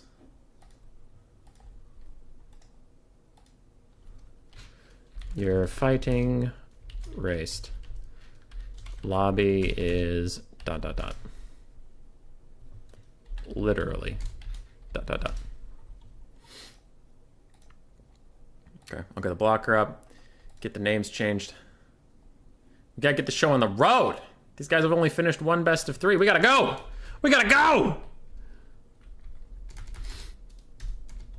Alright.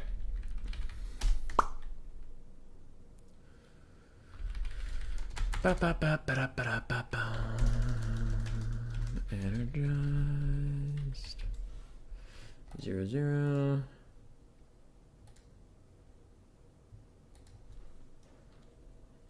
Lies and slander. Happens. Alright, Energize is here. Getting this shit moving.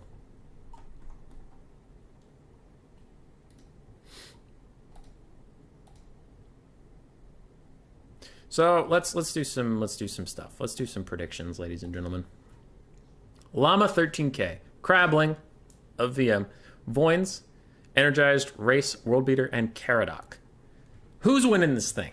Who's winning it? I'll give first place, and I'll give a dark horse, like someone who I could see winning it if my first place doesn't. I think Crabling is the favorite that's left. I think he's really good. When I saw him in Warhammer 2, I haven't seen what he played in Warhammer 3, but the last time I saw him in Warhammer 2, he beat Evenstar. He looked just really good. Phenomenal player. I'm putting Crabling as my favorite to win the whole thing. Second is hard. Second is very hard, because Caradoc has also been playing insane. But I haven't seen him play much Warhammer 3, so I don't know how much he knows about the meta or the factions. World Beater's very good. And he knows the meta really well. Raced is also pretty good and knows the meta really well. So Raced and World Beater have a strong advantage of knowing the meta, but I feel like they aren't as, like, in battle skilled as Crabling, Energized, and Caradoc. You know what I mean? So it's kind of like meta knowledge versus hands. So I don't know. Energized is also in the Caradoc bucket of very good, but I don't know how much they know this game. Makes a dark horse hard. So I'm going Crabling first.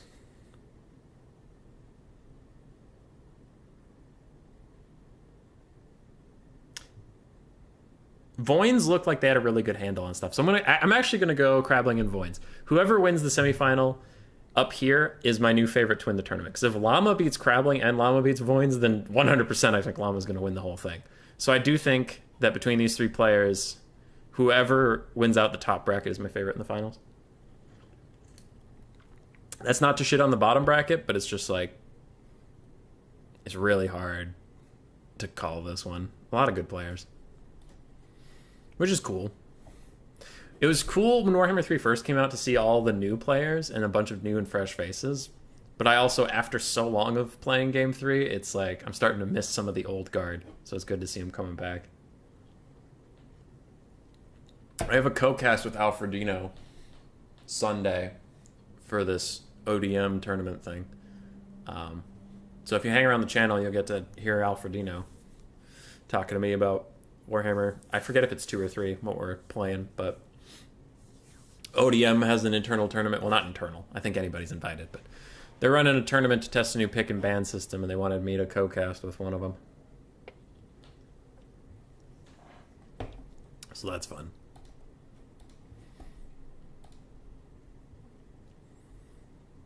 Crabling is a crab. What more could you want?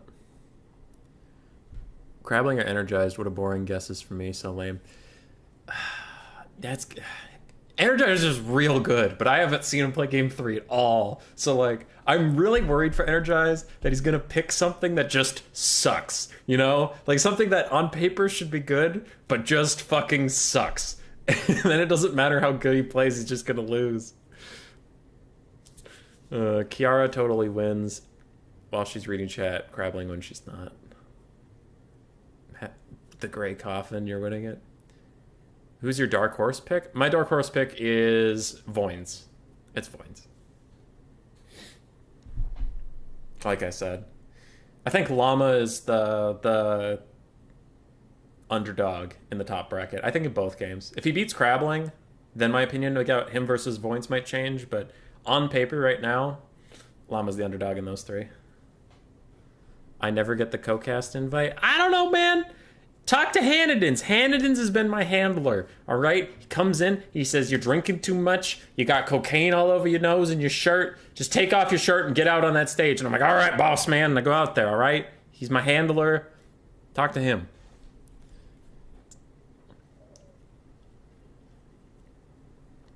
Chosen One, they don't want you showing them up. I guess I would overshadow them, true. Jason Rainbows. Hell yeah. All right, we're into the first game while I talked about the bracket. So Energized, I played this matchup earlier today against World Beater. I got my shit kicked in. I shouldn't say that. It wasn't that.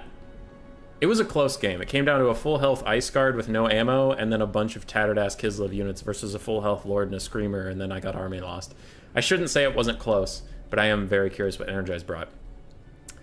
Energized bringing Chaos Knights on the ground and the Knights of Immolation, Doom Knights of Zinj. I still have not seen these guys do well, but a lot of players are bringing them, so there's got to be something there. Anyway, we have the Knights of Immolation, we have Chaos Knights of Zinj, we have an Exalted Lord of Change of Zinj with Blue Fire, Zinj's Firestorm, another spell I don't believe in, and Glean Magic. I just haven't seen that one used a lot. So between these 3 units right here is like a third or half of Energized's funds. Other than that, a couple Blue Horrors, Blue Horrors, Blue Horrors, Blue Horrors, a couple Forsaken. It looks like we had 2 Forsaken, maybe 3. 2 Chaos Furies and a Screamer. Very small Zinj build because it's all wrapped up in funds on the Cav side. Lazy Boy Gamer, how are you doing? It's good to see you. Hubby is too scared to co-cast with me. My voice will steal the show too much. I'm not scared of co-casting shit. I got invited to co-cast with ODM. I did not start this thing. Okay, I didn't do anything. I never do anything. For Race Cathay, we have a box. It's not shocking. Jade Warrior Crossman, Celestial Dragon Crossman, Jade Warrior Crossman. It's the only one of the Jade Warrior Crossman doesn't have shields. Other than that, their whole archer line is shields. Double Cannon, 1 Terracotta Sentinel, Miao Yang, a bunch of Jade Warriors, and some Peasant Long Spears in the back. It's a good, it's effective build. It's a box.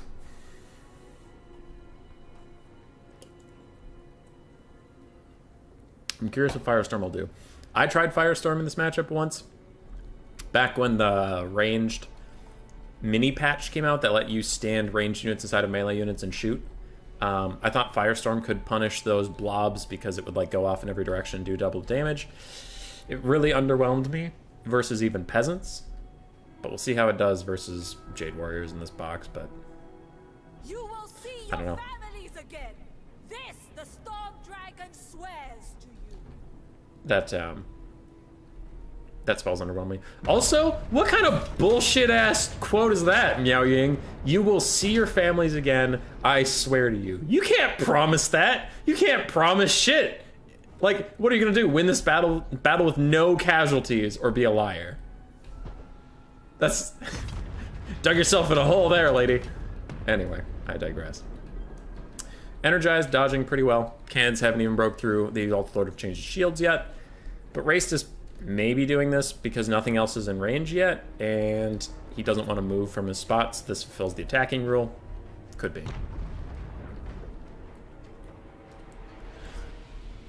Could be. Looks like they actually are still trying to hit him even though other stuff's in range, so they're really going in on this Exalted Lord of Change. Couple shots hit. That's what shields are for. Another shot hits. All right, no, there's barely any shields left. Juke's got to be perfect now. He took damage. Clean magic upgraded. Overcasted the clean magic? Power recharge down. God, I just have not used that spell at all. Keeps the Knights of Immolation out of range. This is one of the things you see a lot of good players do that I know this is the right thing to do, and then I'll still fuck it up literally every game, but when you're trying to get us around, just like staying super far out of cannon range while you move everything up, it takes a lot of patience, it takes a lot of micromanagement, and it is quite difficult. You see here, this Lord of Change taking a few pokes on the bum if his micro slips for even a second. She met in the afterlife, duh. Oh, she's promising they're all gonna die. Their families are all in the gulag already, and they're on the way to heaven themselves. Chat just immediately got real dark with it. All right, Exalted Lord of Change has taken about 2,500 damage from these cannons. He's doing his best to juke. That's a lot of damage. McRightface, you don't know what McRightface was saying in chat. I think he was just excited to see you in general. Alright, Exalted Lord of Change taking a bunch of damage, throws out a quick blue fire, and it's going to be down the infantry line, not using it to snipe single entities, but instead using it to take about a third to a quarter of this Jade Warrior's health. This round's coming in nicely, Doom Knights and everything are running around, but it's been rough. Race has gotten 2,500 damage value out onto the Exalted Lord of Change in this time. He does need to back off and get some shields up or something. He's going to take another shot on the bum, but throws out a Chaos Fury Summon. Was this all worth it? Time to find out. God damn, he's just getting poked down. The poor lad. Knights of Immolation do get above some Peasant Long Spearmen, but then they are going to stop as Energized Micro is annoyingly consumed by the Exalted Lord of Change. As Fury Summon dives into at last relieves some of the frickin' cannon pressure. Just get him out of here. Quick. Ooh, that was a nice little bomb and drop. It's more damage than I've seen it ever do against these Jade Warriors Crossmen. And then the Doom Knights immediately land onto those archers. One cannon is ooh, it's already down to one model, and Blue Horrors are in range of the other one. Maybe they can kill it off and save this Exalted Lord of Change.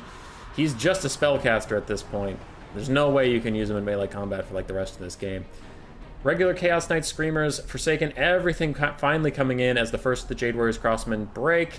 We have this Grand Cannon break, and since it has no ammo, you know there's no living models left, but the Lord of Change keeps taking damage!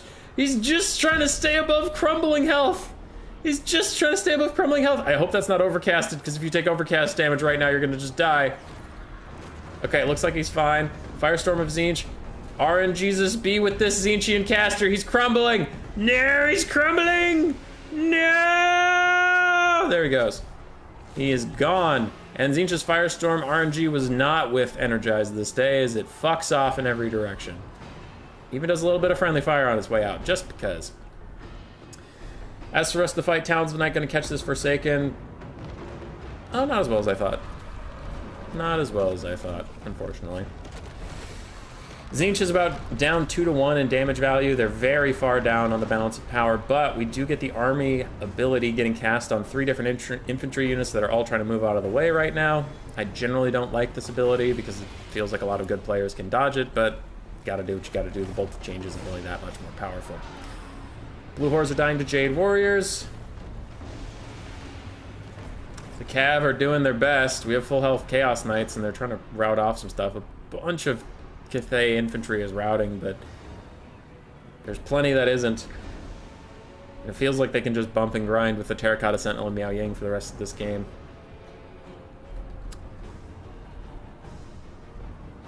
He needs your huge memer, and he loves you. And giving props to our fellow chatty chatters in the game. Isn't there chat in this game? Nope, they took it away from Warhammer 2, Murph. They took it away from you.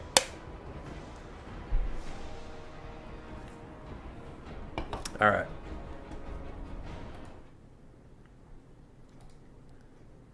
Ideas for a thing. Okay, I'll read that later. All right. Caught up on some chat things real quick. Chaos Knights running around, doing their damnedest. Doom Knights hanging in there. The Knights of Immolation Doom Knights already have high leadership, and then these guys with their ROR stats make them nearly unbreakable. So they'll always be around. Some Furies, that's not a summon. Those are natural Furies, are going to go and try and finish off these two wounded Jade Warriors that came back for Raced. I mean, he's chasing a lot of stuff off. I just don't know what's going to kill Miao Ying and the Sentinel. That's my biggest issue. That was an ambitious regrowth onto the Terracotta Sentinel. That feels like a wasted regrowth. He wasn't that low. It's about to like get to its maximum healing for the moment, and he still has 17 seconds of regrowth going. But maybe Raced is just trying to trigger army losses. Don't know. Chaos Knights of Energized are trying to take out these Peasant Long Spearmen and Jade Warriors. Furies are actually doing a good job. I think the balance of power is a little disingenuous.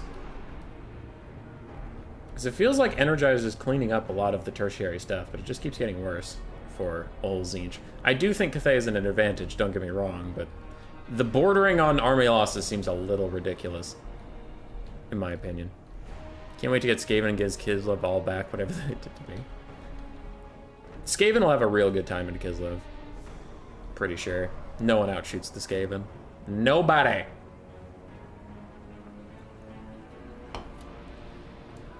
Damage values are getting closer for Energized. He really has done a nice job mopping up all this stuff. Miao Ying and the Terracotta Sentinel are going to be invulnerable no matter where they go. But he is taking out everything that isn't a single entity. Peasant Long Spearmen trying to get their buff from this ranged unit. Wait, which ranged unit? The cannon. The cannon was buffing up this Jade Warrior, and without him, they might actually have low enough leadership to go run away. They're just chasing stuff, chasing stuff. But the Terracotta Sentinel exists. I agree Skaven would do well versus Kislev, but who would even do better is Chaos Dwarves. Yeah, Chaos Dwarves are coming. It's been all but confirmed at this point that we're getting Chaos Dwarves. Last Jade Warrior supporting this other Jade Warrior breaks, so pretty soon he'll get going, but randomly a blue Horror of Tzeentch just decides that this world is too much and ends it. Random crumbling, thank you. It's not undead crumbling. Undead crumble for 35 years. Demons, instantaneous death. Norska outshoots Skaven, obviously, duh. Oh, yeah, I forgot. The classic Norscan artillery builds. Okay. It is official. Everything is routing besides the single entities, because this guy is going to route as soon as anybody looks at him. Which, there's stuff looking at him. Kind of seems like not much you can do against Kislev. Yeah. I have heard some people say they're better than Cathay, and I don't feel that's the case, but the more I see Kislev in the hands of good players, the more I'd start to understand why people would say that. Oh, God, no. If this doesn't get dodged, that might be GG. Yep. Army losses is coming in hot with that one. Full health Cav unit getting deleted. There's nothing else on the field. That is the end of it. Rest in peace, Energized.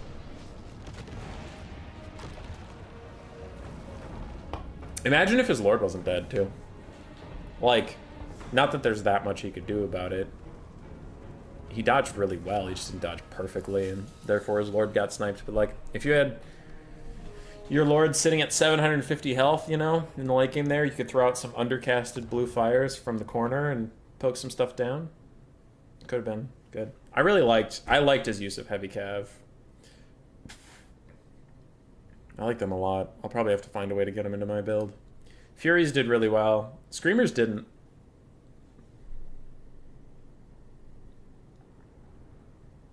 I wonder what the Screamers were for. Furies did really well. I'd kind of written off Furies as being shit because I've had so many bad experiences with them. But when they're properly used, they look really good. Cannons got incredible value. Most of the crossmen honestly didn't. They got shut down pretty hard. Peasant Long Spears did better than Jade Warriors because of anti-large and stuff. And yeah, and the Terracotta Sentinel just ran around.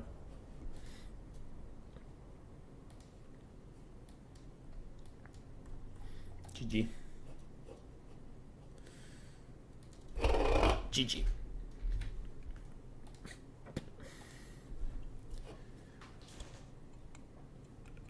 The Throg Vomit Attack is the best missile attack in the game. It is not. I will not even entertain that meme. That's not... Nope. Bad. Bad meme. Throg's fucking Vomit Attack will not go off to save its life. Playing a long time now. They're saying... Orkesh and Dom, and I agree on this. Yeah, Kislev's not amazing in Dom. They're fine. But land battles are really strong.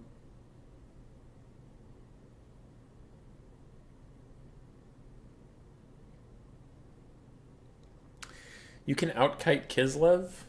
You meant Cathay. I don't know about outkiting Cathay. I've been trying it, but they're really tough to outkite. Like, I played Ogres as the first game today. Ogres versus Cathay, and I was trying to kite them. They had triple cannons, and I just couldn't. Scrap Launcher's, like, kind of like what Energize was doing there, though Energize dodged better than I did. But I was still dodging a lot. It just didn't matter. Because it was like, you know... 3 cannons are shooting at you. And I should have rushed. I realize that now, post-game, is that build was very weak to rush, and I should have just ran at it once I realized I was getting outshot. But I had 3 lead belchers and 2 scrap launchers, so I was like, well, I can kite and do all this stuff. I gotta take out the cannons. So when the cannons were shooting at the lead belchers, I was dodging, and my scrap launchers were free-firing. And they did, like, no fucking damage. And then my scrap launchers were starting to get shot. So I wanted to walk up with my lead belchers, but the lead belchers have about the same range as crossbowmen for some godforsaken reason. So I couldn't even, like, shoot with the lead belchers too much. And then whatever the lead belchers did shoot, they didn't do any fucking damage. Like, I had these lead belchers shooting Jade Lancers for 45 years. They just didn't do anything. So it's like, my scrap launchers were missing every shot. The lead belchers were more like noodle belchers. They were just firing little spaghetti at people. Wasn't doing any fucking damage. And then I just charged out of frustration eventually and did okay. Almost won the game. Didn't do anything to Zhao Ming. Zhao Ming could just run around because I didn't have anything for him. But it's like... Dude, kiting Cathay is so fucking hard. Because they have really good archers with really good range, and they have nice cannons. It works with Nurgle Soul Grinder. Fire at their range. If the cannons target Soul Grinders, you can dodge the cannonballs. That Battle with Logic work pretty well. Just need to watch for those flying units. I played Nurgle versus World... I mean, I played Cathay versus World Beaters Nurgle, and I beat the double Soul Grinder pretty easily with just archer builds. I don't really like cannons versus Nurgle. Just get a bunch of archers and walk at them.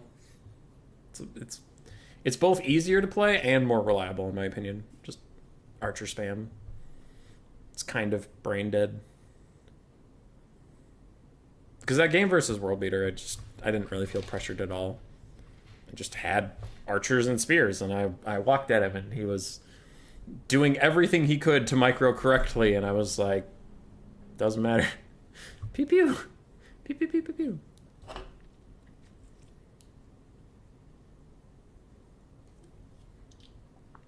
Kislev versus Khorne. Oh god.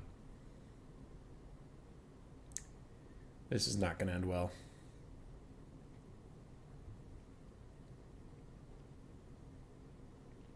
This is not going to end well for your boy Energized. Not since they buffed the Elemental Bear, and then that Bear ROR came out. It's just an AoE debuff. Usually Khorne gets punished pretty heavily by a box or blob in this matchup because they don't have any magic or range support to do anything. So you just have to get a full surround and hope it's enough, and it never is.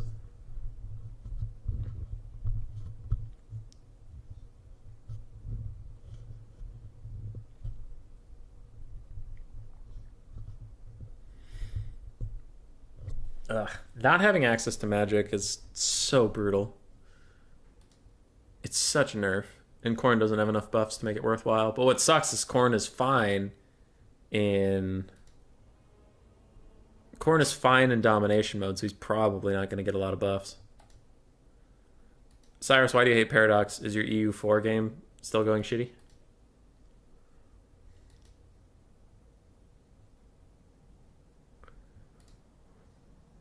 How's the bracket doing otherwise? World Beater and Caradoc are still playing. Crabbling and Llama are still playing. We're here with Energized and Raced. Good, good.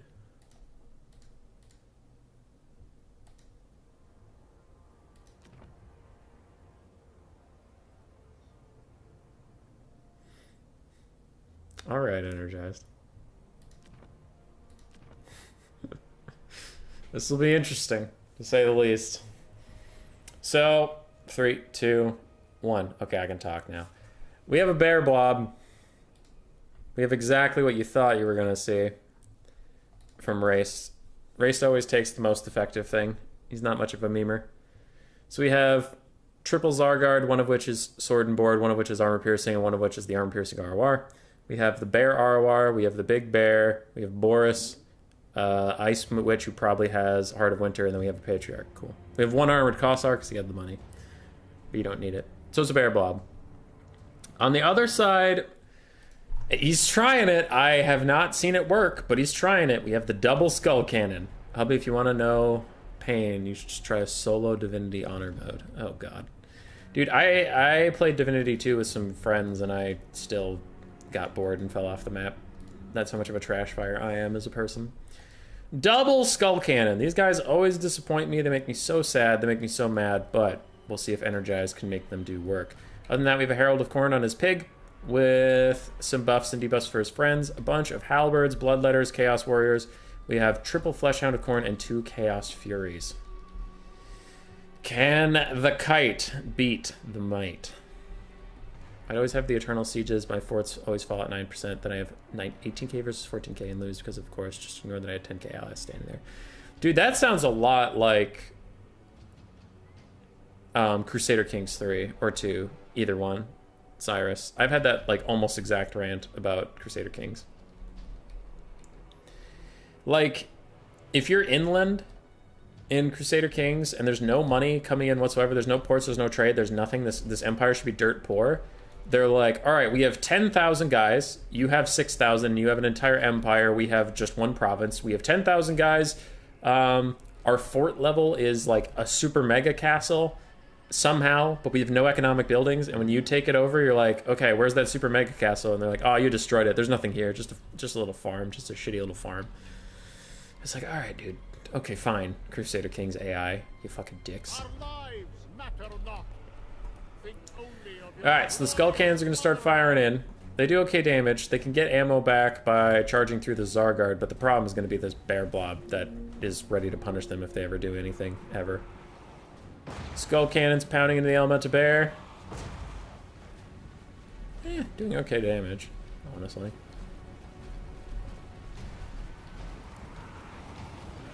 Raced is dodging. He's starting to believe. Each shot is 500 damage, so if, let's say they have 20 shots, that's 10,000 damage. So if they hit all of their shots, they could kill this Elemental Bear from this point forward. I somehow doubt that's going to happen. Also, if there's no armor mitigation, which usually there is. Skull Cannon hits the Bear Blob. Bold choice. I think that's the right choice. Skull Cannon's missing the Bear Blob. It's a bold choice. And my drink is gone.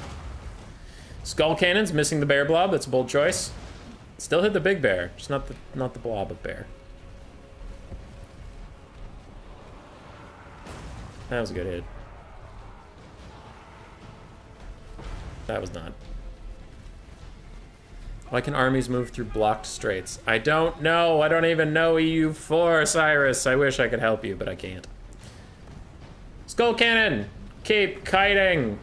Oh, that's gonna be a hit. No, it wasn't a hit! What the fuck? Oh, another dodge from the very elusive, very slippery big bear boy.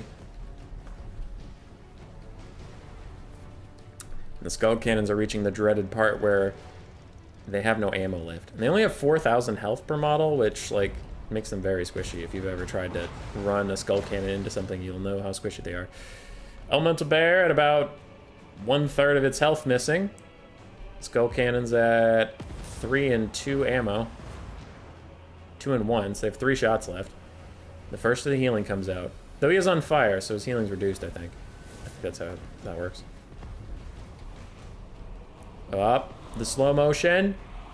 Shot goes just a bit outside. Just a bit outside of the other one, too. Skull Cannons, my boys! Why are you like this? Thankfully, Khorne can fall back on their archers or Spirit Leech Kite or something. Oh, wait. They can't.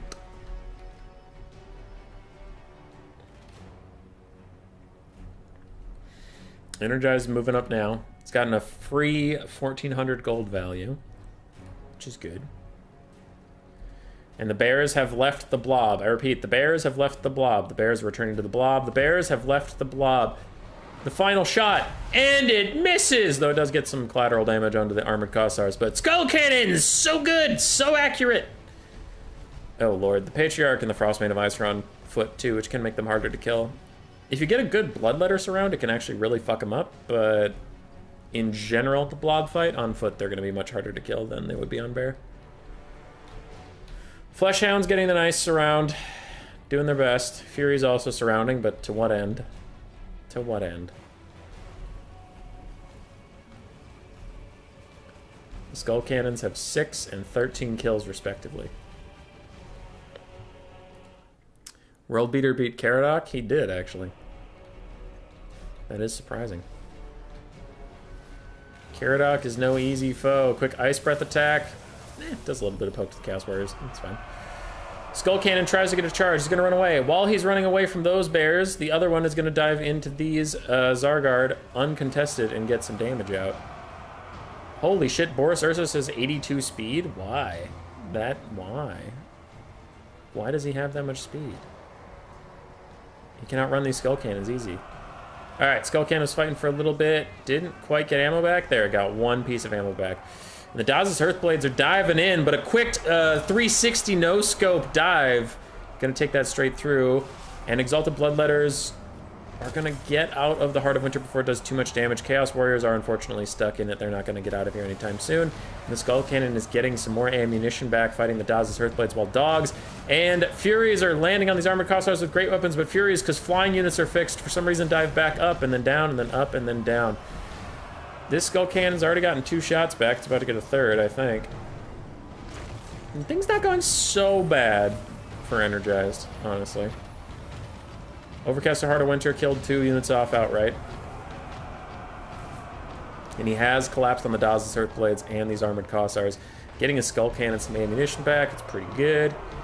And now the Exalted Bloodletters have to fight for their lives. This could be a mistake from Kislev, is sending out their 3rd Zargard away from the blob. It could leave them in the open to get charged by these 2 chariots, and it looks like that's exactly what's going to happen as the Herald of Corn is here. And Energize is committing everything to killing this blob off right now and letting some of his Exalted Bloodletters die for that cost. But he really just needs to get whatever value he can right now. Get his chariot some ammo. This one still only has 1 ammunition. There's the second one finally at last. But Race realizes he maybe needs to go over here and help this, but it might be too late. And Energized is going to send off some hounds so they don't get completely collapsed on by the Oath Brothers of Tor and Boris Ursus. Someone's going to have to stay behind, though, because Boris can hard outrun the Skull Cannons. It looks like he's not going to, though. He's just going to pile in his Chaos Warriors. Daz's Hearthblades almost cease to exist. The Warbear Riders are throwing a Soulfire Bombardment out, because that's very cool. And, wow, those Skull Cannons doing decent damage, actually. Point blank range. Daz's Hearthblades running. Zargard the Great One's running.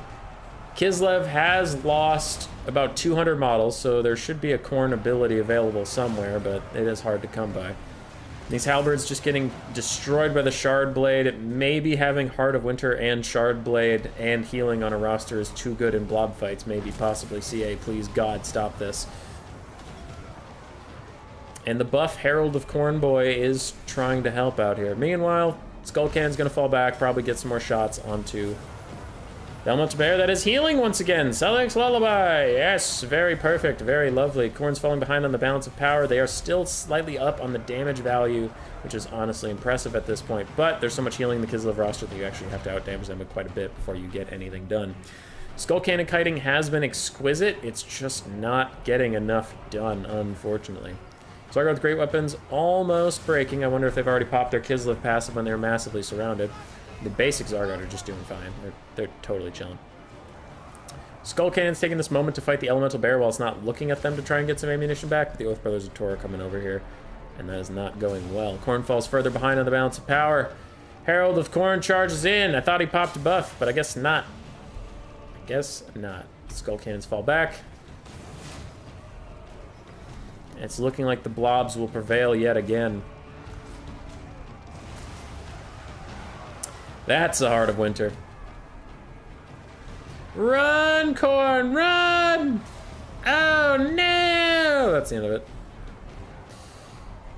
Alright, Skull Cannons, you were microed as perfectly as possible. You did everything that your owner could have possibly wanted from you. You didn't fucking pay for yourselves!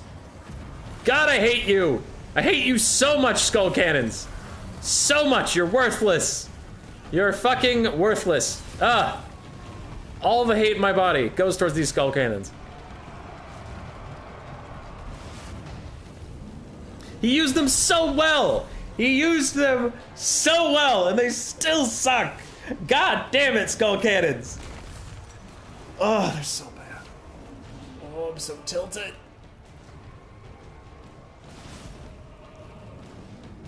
Like, tell me one thing Energize could have done better with those Skull Cannons that makes them a good unit. Tell me! Tell me! And IE Corn will destroy Kislev so easily? Is that true, Chosen One? How? Why? How? You think some Marauder Horsemen are gonna change what just happened here? So cucks. Stellaris is Poggy Woggy Doggy, yeah. Skull Cannons disappointed me, I already covered them. Herald of Corn was a big buff boy, tried to do big buff boy things. Bloodletters, Chaos Warriors of Corn did their best. Fleshhounds actually did okay, and so did the Furies. Boris did great, Elemental Bear did great, the Tor Riders, the Bear Riders of Why Did We Add This to the Game did great. Zargard did fine, Ice Witch did great, Patriarch just had to heal stuff, Zargard all paid for themselves, and yep! That's some good unit design right there. Alright, Crabling versus Voins. I do want to see that. I do want to see some Crabling today. So we have World Beater versus Raced. They can play that off stream. I'm going to go find Crabling and Voins. Hopefully they haven't started yet. You started, or can I spectate?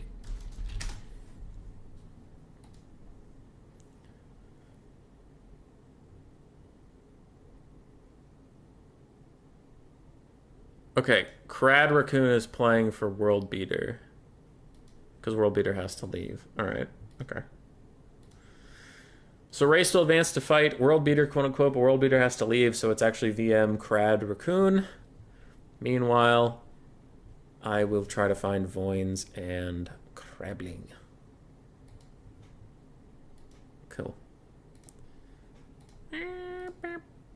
Crabling host. Okay.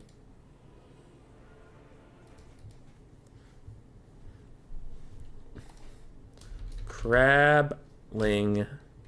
Give me spec slot, please. Big heart. As I have stated earlier, I think whoever wins this semifinal is my favorite to win the tournament, and I personally think Crabling will win this, but if Voins somehow beats him, then I expect Voins to win the whole thing. Raced is going to be a tough opponent because he knows the meta. Yeah, the boxes can be pretty hard to beat. Crad Raccoon subbing in for World Beater has a hard fight on his hands, but hopefully he'll do well. We can only hope for good games. 1 versus 1 Crab. I think that's where I'm supposed to be going, but there's no spec slot. Yeah, spec slot. Let's go. All right, chat. Crabling or Voins? Who is going to do it all? Win all of the video games? We'll find out. On the next episode of Dragon Ball Z. Vegeta sucks dick. Still. Goku's still pretty good. Kind of. When the plot needs him to be. Otherwise, he's kind of bad. Every Dragon Ball Z arc. Goku. I'm Goku! Goku. Got my shit kicked in! Oh my god, I need to go train! Goku. Son! Distract! Gohan goes in there. Distracts. Dies. Vegeta goes in there. Distracts. Dies. Piccolo, for some reason, goes in there. Distracts. Dies. Yamcha, still dead. Goku comes back. I trained! Beats him. Dragon Ball Z. Ooh. That's one show I don't understand. I watched it when I was like a kid, But like some people really enjoy it, and I can't figure it out. There are some shows where even if I don't enjoy it, I can understand what people like about it. Dragon Ball Z is not one of them. Like I literally just don't get it. I don't get it. Everybody feels like they feel fake. And I know it's an anime, so of course they're fake, but I mean like it's not even anime believable. You know what I mean? Where anime, everything's extreme. Like you get punched and you go flying into a wall. It's like that doesn't happen in real life. Sure. Cool. But Dragon Ball Z, it's like it feels like people just, I don't know. It's so hard to describe, but it's like I've leveled up even more than before. Punch. That punch didn't do anything. I've leveled up even more than before. Punch. That punch killed the guy, and it's like, what? How did we get here? I don't know. Okay. I'm gonna go to the bathroom before this game starts, so goodbye forever. Okay, cool. Bye.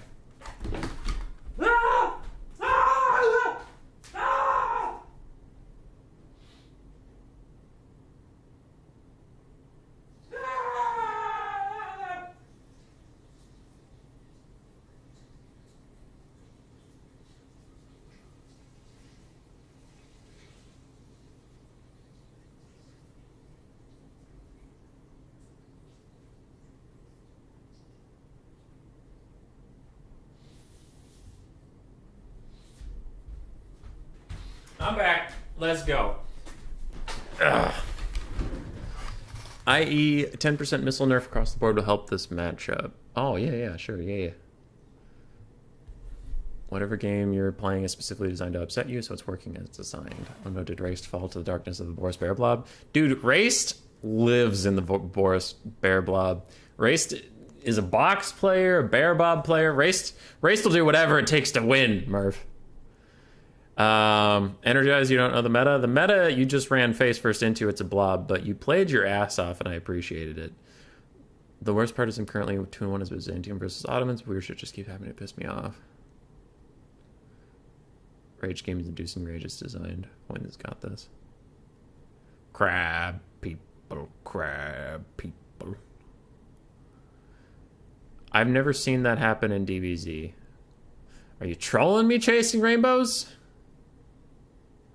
Everything bad that happens to Kislev makes me happy. Wasn't that literally... Didn't I just literally say the Namek arc, Chasing Rainbows, where Goku and Frieza and all that stuff? Wasn't Goku flying through... Well, no, he wasn't there to get his ass kicked first.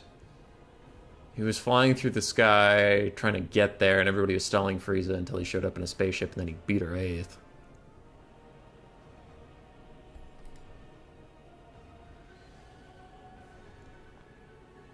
All right, we have Kislev versus Korn, round 2. Krabbling and Voin style. What will happen?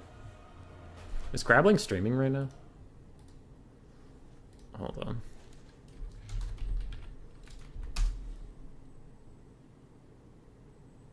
Yeah, Krabbling's streaming right now.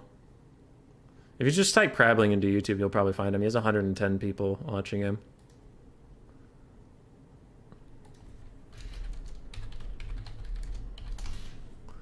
So, if you understand Russian, you can hop over there. Give him a like, give him a watch. I would miss you, but I refuse to be the type of person that won't acknowledge other people's streaming because it'll hurt my stream. You go watch whoever you prefer. But if you understand Russian, I've heard really good things about Krabbling as a streamer. So he's over there. You lie, it's never just a punch. Okay, not like One Punch Man. I was getting to the point, but you know what I mean.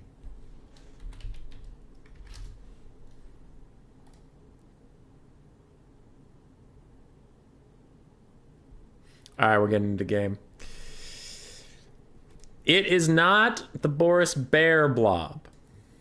It is Boris. It is a bear. And then there's a patriarch and there's an ice lady. Alright, I understand that. But there's no other bears. It's not necessarily a blob. It's 3 Streltsy, 2 Armored Kossars, and Dawes' Earthblades. Versus Minotaurs!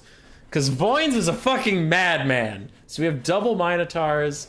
I'll check out the rest of it in a second. Dude, I've tried Minotaurs so many times. They have always hurt me.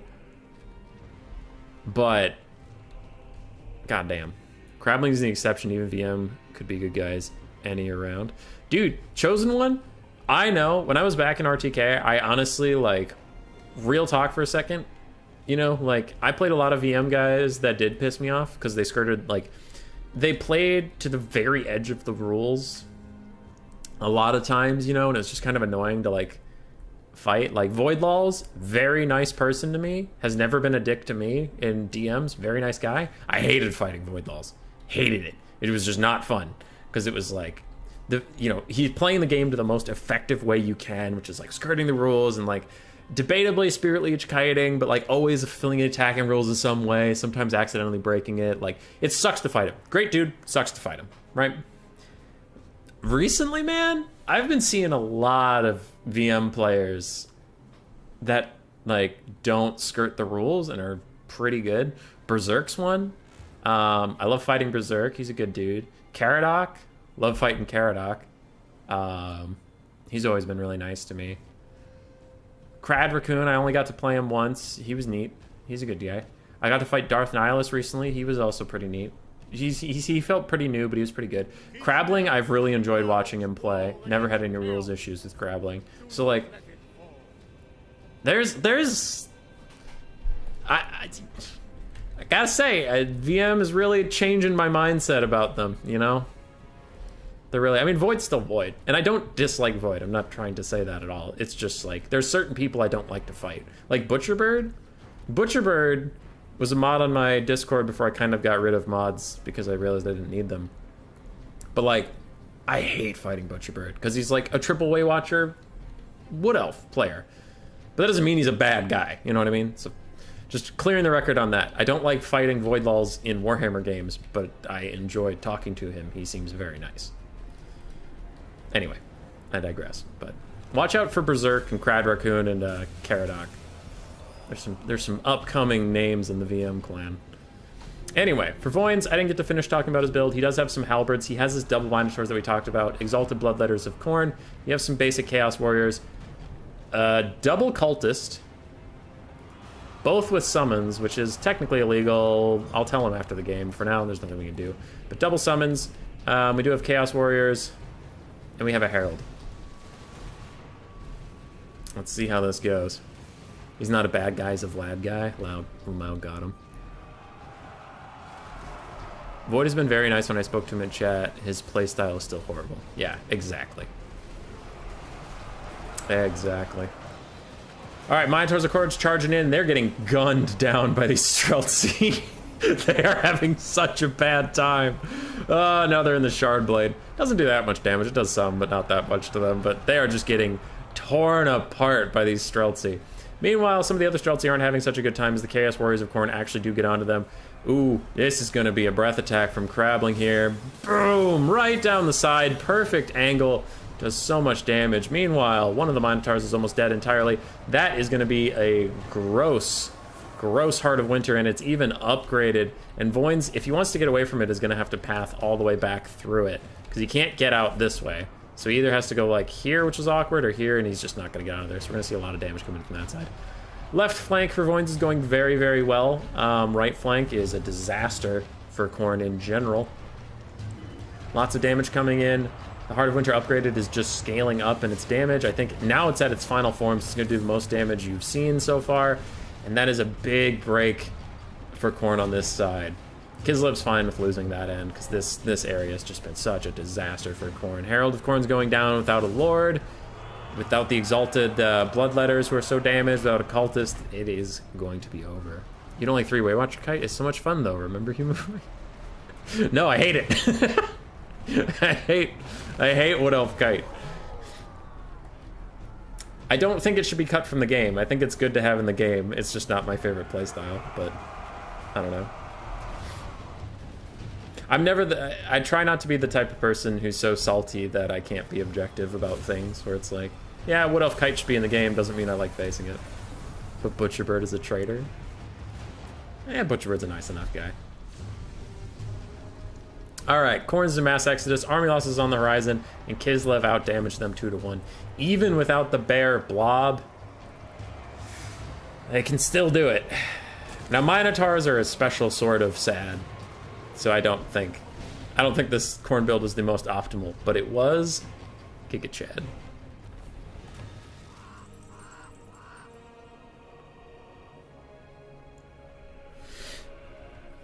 Chosen One, I was messaging Caradoc, actually. I am super excited for Mortal Empires to come out because I really want to see VM versus ODM stuff more often. Not like a clan war per se, but like there's just a lot of ODM players that aren't playing right now.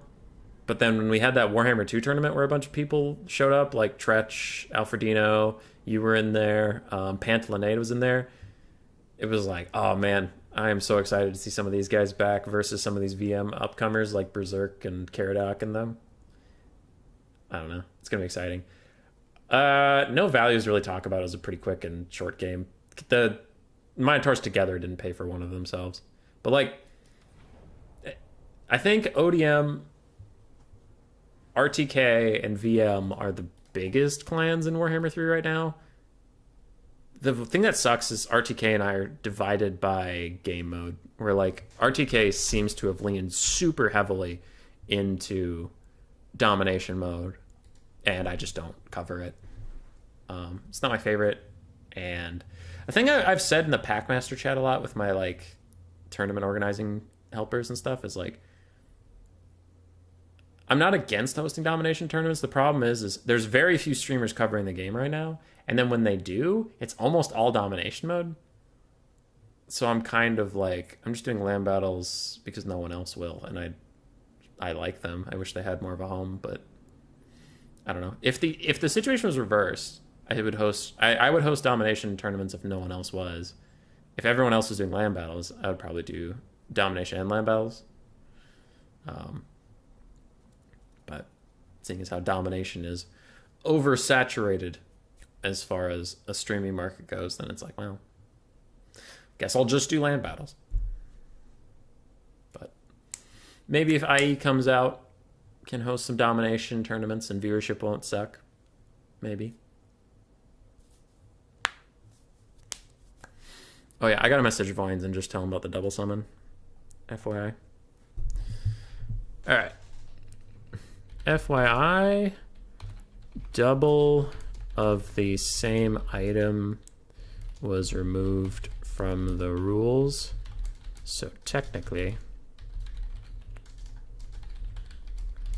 double corn summon not allowed. Just an FYI for future. It didn't matter here.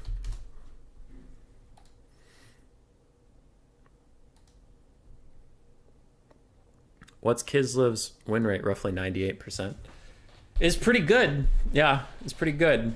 I like fighting them with ogres, but then since the patch came out, I haven't been able to win that matchup. Now I have seen some ogres players win that matchup with Iron Blaster Kite, some Lead Belcher Kite, Man-Eater Pistols Kite, but it's all Kite. You can't just fight them anymore, which sucks.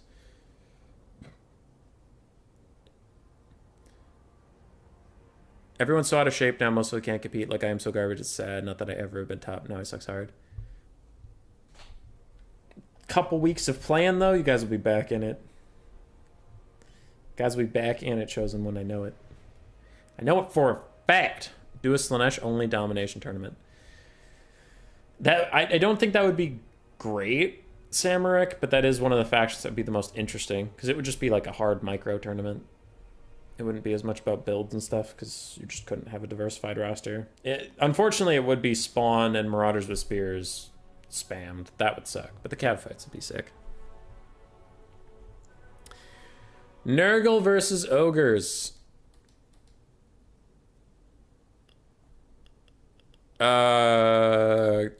This is a matchup I actually haven't seen a lot at all.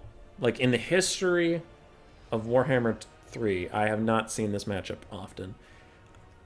My heart tells me it would just be Lead Belcher Kite or Pistol Kite or Kite of some kind, obviously, because you just don't want to fight Nurgle in close combat. But maybe you could rush him. I don't know. It like instinctively feels pretty Ogres favored, but I've been surprised before. Dom, in my opinion, is a lot more improved. It's not as good as land battles, but it's still decent. Yeah. Chasing rainbows. It's been my line for the last like month. So some people who are around the stream often know I say it a lot. So sorry, you people. My opinion on domination is I enjoy playing it. I don't enjoy watching it at all. As a spectator, I don't like it. And when I host it, my viewership is so low, it's pretty bad. So for those two reasons, I don't usually host a lot, because the viewership is bad and yeah, tournaments take a long time. And I don't like watching it. I like playing it, but I don't like watching it. So when I have to spectate a game and talk about it, and I'm just kind of like bored, you can feel me being bored. And it's just not a good stream. Playing Dom's fun. I'm not motivated to play if there's no interesting events. I could just play quick battles here and there for fun. I need mostly Sundays. Weekdays are rough. Oof. That is tough, chosen one. You are Polish, correct? Because then I imagine the time zone difference is also hard. Because I host a lot of filthy North American events. I'm not voted. Wait, sorry. Shiggy Diggy, are you or Turn doing a generic Lord tournament once AI is out? What do you mean? No legendary Lords allowed, or what are you thinking? Are you thinking like a faction war, but with generic Lords and people get knocked out? I'm just curious. I'd be down to do one. I have a spot in my Discord it's called Ideas for Content Creators. You can just pitch anything in there you want me to do. If I do it, I'll say you're the one who gave me the idea, but I don't know what Turn's doing. We don't talk much.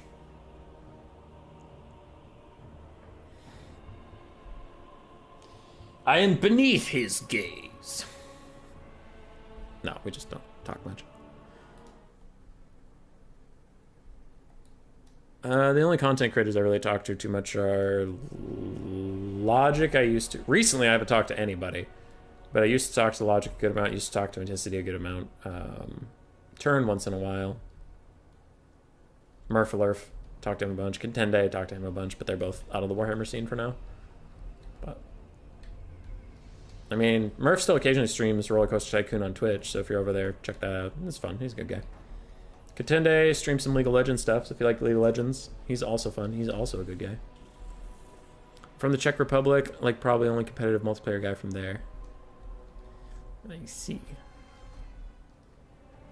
Sad I have been able to make it to the finals. No, world beater! I'm sorry. Faction Wars with generics? Yeah, Turn was spitballing the at some point, so I don't think he ever did it. I mean, I'd be down to do it. I would ask him first so I don't feel like I'm stepping on his toes, but, you know. I like doing events like that. Dude, I had a format I really liked called Gladiator that's been kind of popular recently again. I love that format. And I also like my 5v5s, but this is not a thing. So we gotta talk about this. So Voins is going with the Kite. We have an Iron Blaster. We have the Powder Guts Man-Eaters. We have a Fire Belly with Burning Head and Flaming Sword of Ruin. Greasus Goldtooth, one Noblar Trapper.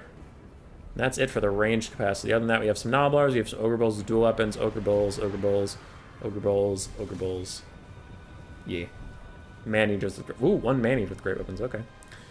In the sky, we do have a Nurgle Caster with Spirit Leech, as we just saw. Ooh, a Deathcaster. You don't see a lot of that out of Nurgle.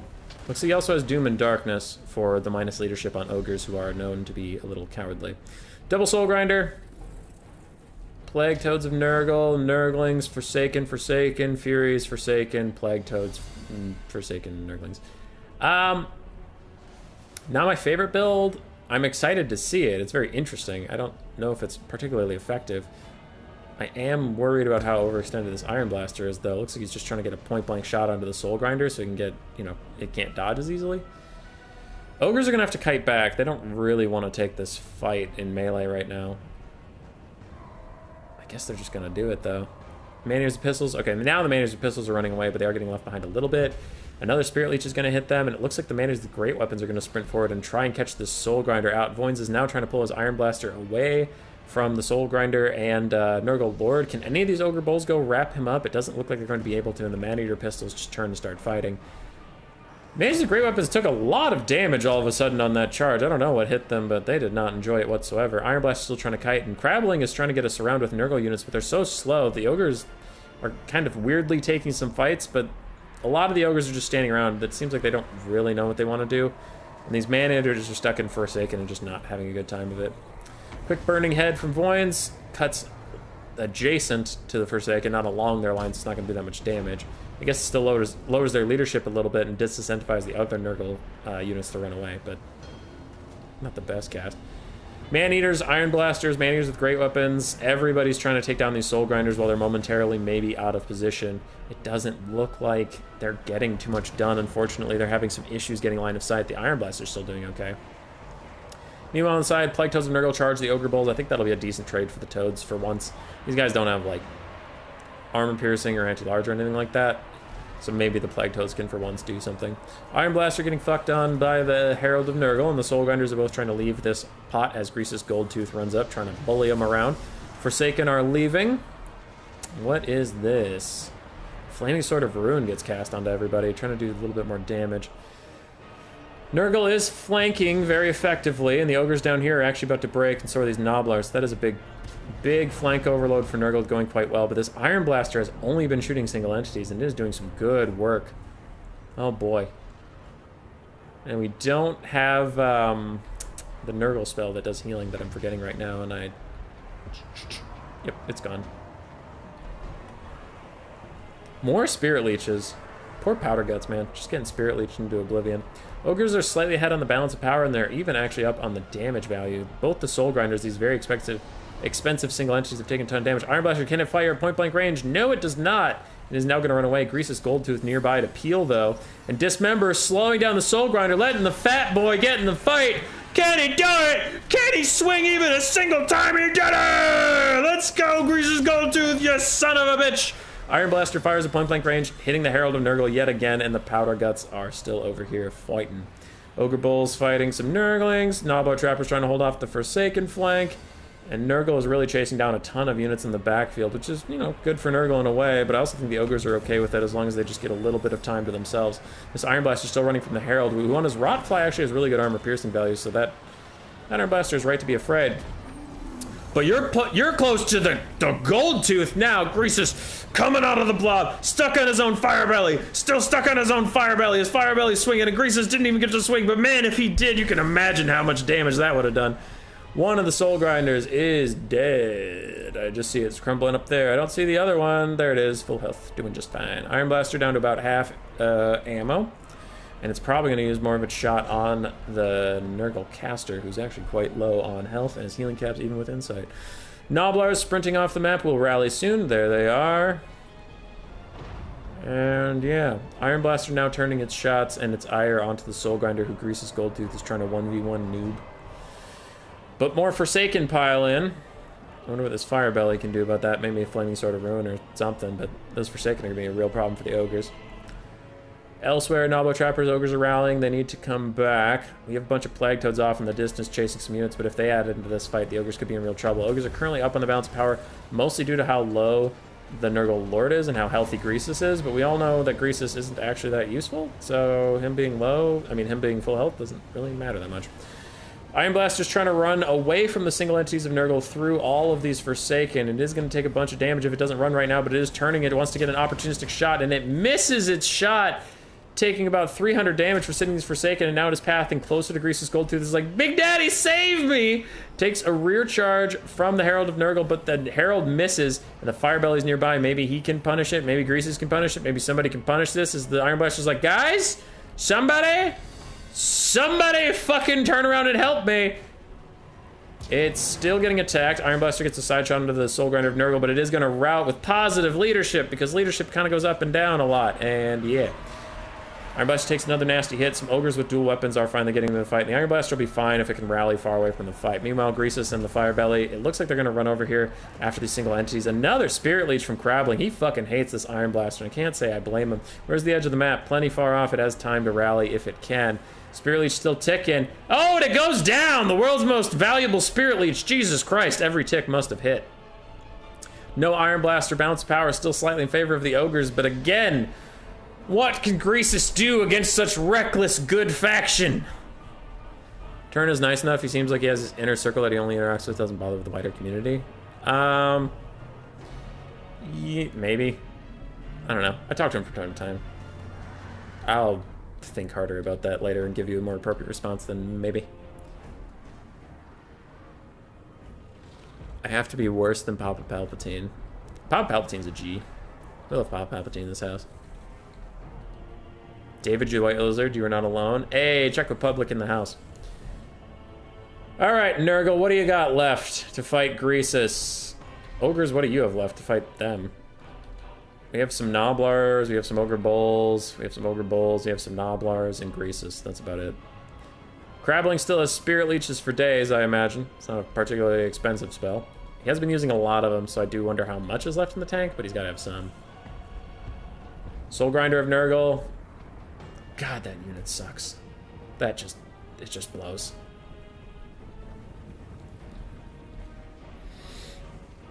This balance of power believes so much in Greasus, and I just don't.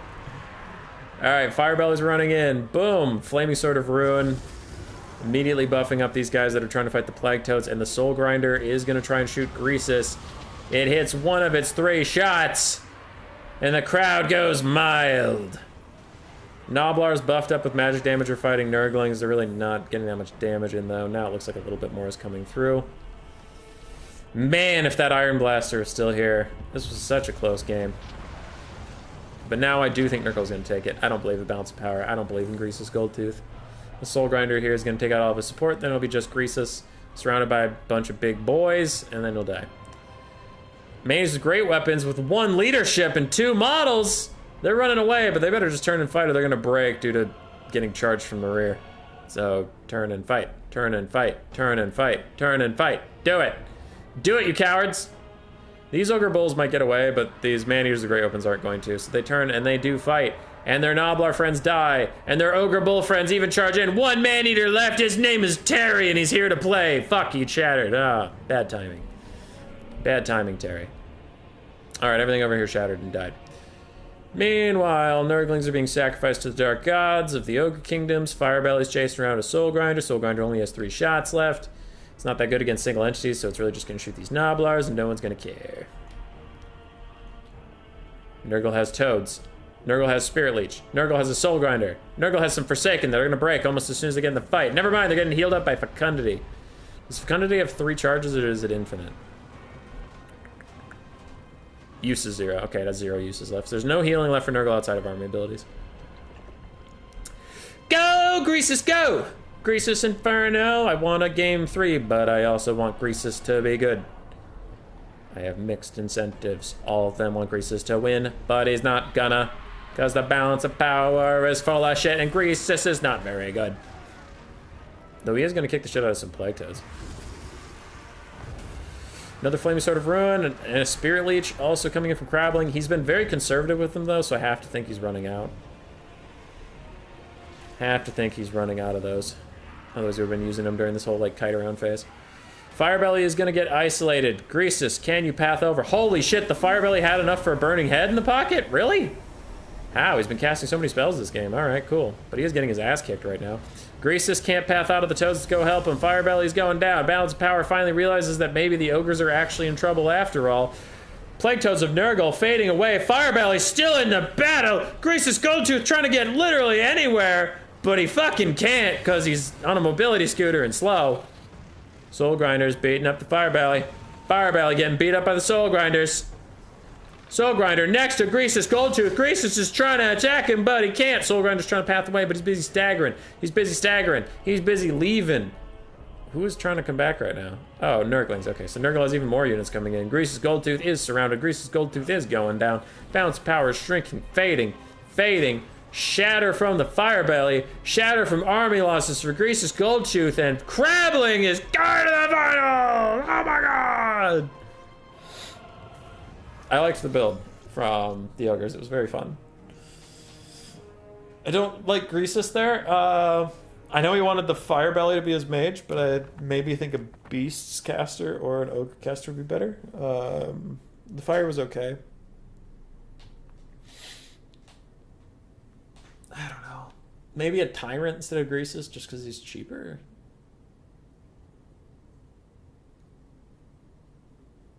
I don't know. The Spirit Leech was pretty good. How much value did he get? 2,500 from Spirit Leeches and charging. That's very nice. Soul Grinders didn't do shit. I mean, the one that was around till the end of the game used all of its ammo. I think just around paid for itself, but the other one didn't. Soul Grinders of Nurgler poop. Stop taking them. Plaguetoads did okay. Forsaken did really, really well. Greasus didn't pay for himself, but he was there till the end of the game. He was just waddling around. Firebelly had a lot of supportive spells. Iron Blaster did great. The Maniac Pistols did great. These are great weapons. Actually got a lot of value. I thought they sucked and died, but apparently they did some good stuff. Ogre Bulls mixed value, but overall good. Noblar Trappers did okay. Noblars did fine. I think Greasus and the Spellcaster were my two complaints, but teach their own. GG, Crabbling. See you in the finals. Raced is already waiting, so we're just going straight into finals. This is it. The final countdown.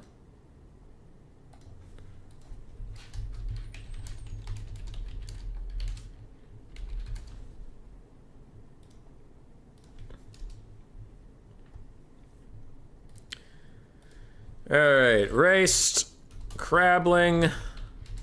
Let's dance. Finals time, baby.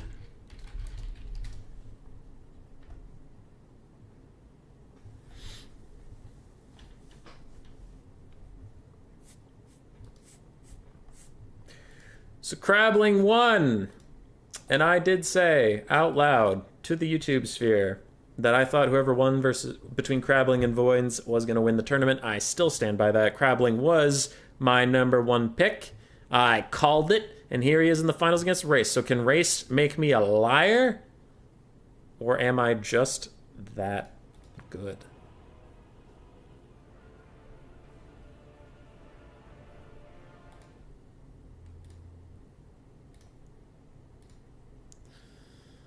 Best of three? Yeah.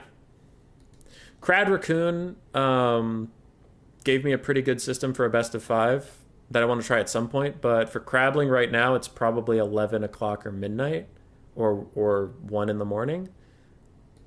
And I saw I had a lot of VM guys in the tournament, so I was like, it's going to be late as fuck by the time we get to finals. Let's just pound this shit out best of three and get them to bed.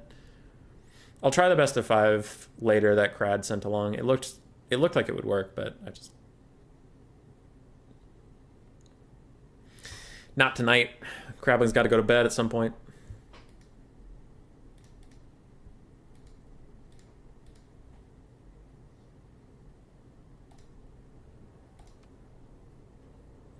Land battle 1 versus 1 noob? I don't think that's us. We're either looking for race ... or 1v1 crab. Those are their lobby names usually. One of you host. Less glitches. I've noticed that if I host in spectator mode, we're more likely to crash, and also I am more likely to forget to change the map because I'm not used to changing the map because I'm trash. Once again, if you did not hear my promotion earlier, Crabbling is also a streamer if you understand Russian. He is streaming right now. If you just type into YouTube Crabbling, you will find him. Seems like a fun guy. Anybody who does understand Russian that has talked to me about his stream says he is very fun to watch and listen to. So feel free to hop over there. Though I do enjoy having you here, do not get me wrong. We just love content creators. And we promote them. It's not a competition.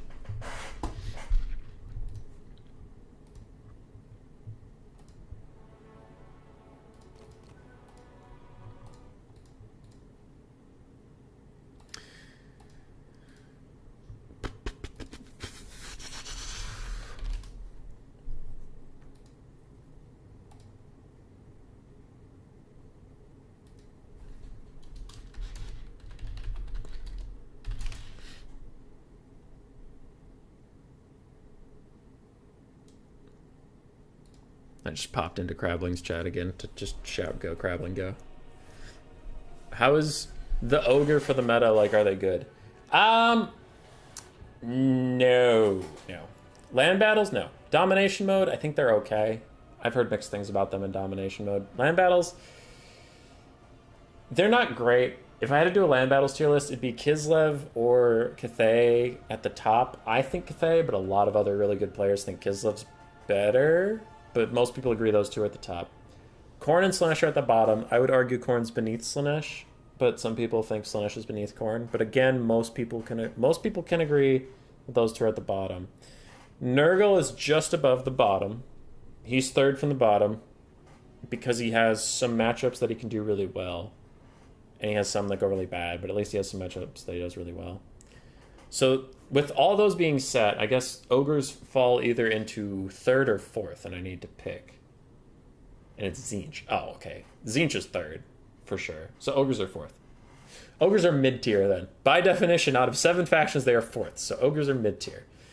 In my opinion, though, ogres are currently the most fun. Ogres are currently my favorite faction to play, just because I get a kick out of it every time I do.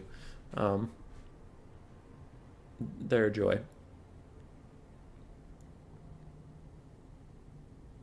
What do ogres need to make them better? More units that aren't large. I know that sounds stupid, but it really is. If your entire faction is monstrous infantry, like Cathay Spearmen for 350 gold gets so much value because everything you bring besides the Noblar is large, so they just do great. And the problem with also being large is ranged units do great into you because you're taller than most front lines, so you're just going to get shot. Ogres really struggle with that. So more Noblar variants that can do some stuff. That or make some of the ogre units cheaper or better. Because they aren't super cost effective. Ogre bulls are super cost effective. The 500 ones, yeah. But like Iron Guts struggle to get their value back. Man-Eaters usually struggle with their value back. Man-Eaters are great weapons, actually do okay for some reason, but basic Man-Eaters struggle to get their value back. Saber-Tusk packs are okay. The Infinite Rampage bug really fucks with them, but that's not a balance thing, because if you balance around the Infinite Rampage bug and you give Saber-Tusk packs a bunch of buffs, and then the Infinite Rampage bug gets fixed, well then that unit's going to be broken, so it's like, well, okay, just fix the Rampage bug and Saber-Tusks are fine. They also need Vanguard, but it's not a huge deal. Mournfang Cav is slightly too expensive for how squishy it is. And they need better Lords of Magic selection, because just Beasts and the Great Maw is not great. And then a Firebelly, as you saw with Voynes, he wanted a Firebelly, but then if you take a caster in your hero slot, your Lord slot is fucked. Because you either have to take Greasus Memetooth, which he's a good meme, but he's not a very cost-effective Lord. So you take Greasus Memetooth, or you take a Tyrant.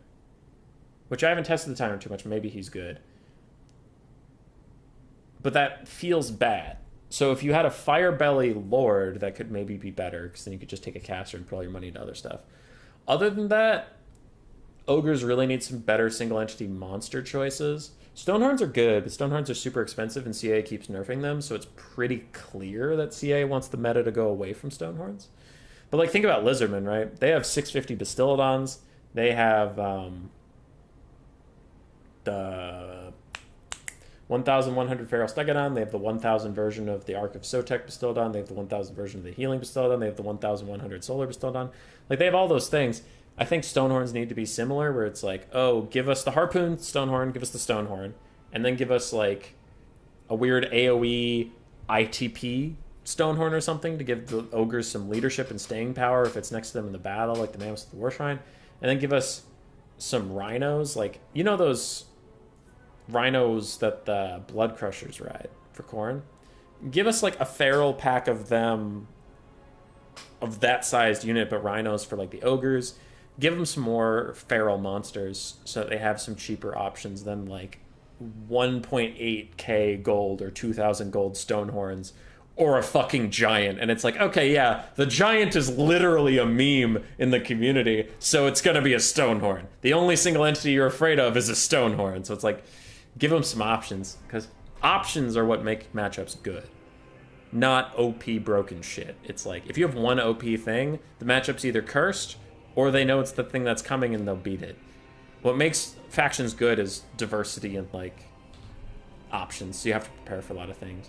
It's one of my favorite matchups I was talking about in Warhammer 2 is like Empire versus Skaven, because both players have like 3 or 4 different things they could do. in the matchup, and that made it interesting. What I don't find interesting is like, I said ogres were my favorite faction right now playing game 3, and that is true, but it also sucks that you know what's coming from the ogres. It's like, all right, I need to bring a bunch of spears, a bunch of archers, and a cannon or two if I'm Cathay to counter ogre kite. But ogres are either going to kite me and then run at me, or they're going to run at me with a bunch of big fat boys, and I just need to poke them. I just need to poke them. Poke them. So, that was a long rant about the ogres. I hope they get a second DLC soon. I hope they're not... I think they were a DLC. I pre-ordered the game, so I forget if they were a DLC or if everybody got them. But I hope they don't get the Wood Elf and other DLC treatment where it's like, in game 1, the Wood Elves came out, and at the very end of game 2, they got their first DLC. Like, I hope it's not the ogres get launched with Warhammer 3, and then 3 years later they get their first DLC.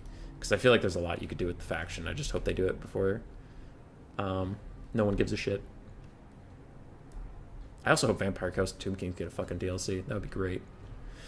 Anyway, what do we have here? Crabbling on Nurgle versus Race on Kislev. We saw this matchup earlier today. Again, double Soul Grinders. I don't love it, but Crabbling just does what he wants.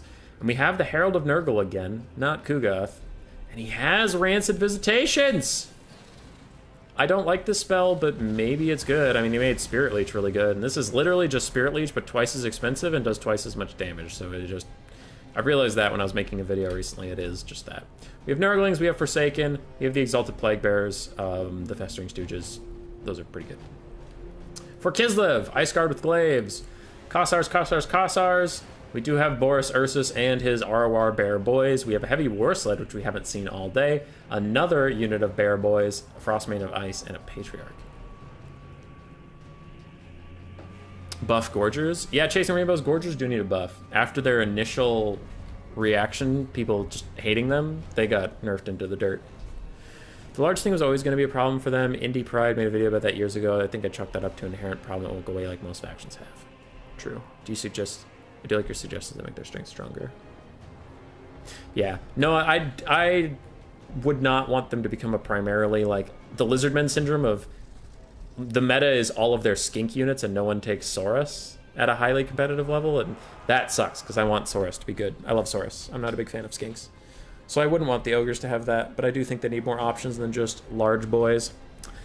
Alright, this is exactly what the Exalted Plague Bearers are good for. They're going to chuck into the Bear Blob and do some good damage there, though it looks like they're throwing through a forest. They're not having such a good time. The Herald of Nurgle on this Rotfly has really been impressing me, where Crabbling uses it just for incredible armor piercing. And he's also got another Soul Grinder going into melee. This is an overextension. 100% Crabbling realizes that immediately and runs away before he gets surrounded by the Bear Blob. It looks like Boris isn't happy letting that go. This guy fucking has so much speed. Why is Boris so fast? I'm only realizing this today. Why does he have 82 speed? Like, what the fuck? Why is he so fast? He's on a bear, for God's sake. Anyway, he's chasing after the Soul Grinder, but he's slamming headfirst into a bunch of trees because units don't know how to handle trees in this game. So, he's out of there. Shardblade's going to do a lot of damage to Forsaken. Meanwhile, Heavy War Sleds are just abusing Forsaken on the other side. And things appear to be going well for Race at the moment. Now, Crabbling is actually up on damage value, but that is quickly getting equalized, you can see, as we've come into range of the Archers, and more of the Bears, and more of the Blobs, and more of the Bear Blobs are actually getting involved in things. Tyrant is quite good versus Cathay. Stonehorn should cost max 1,600 gold, when dragons have 25% resist. Yeah, Stonehorns used to have like 45% missile resist, but then they got nerfed.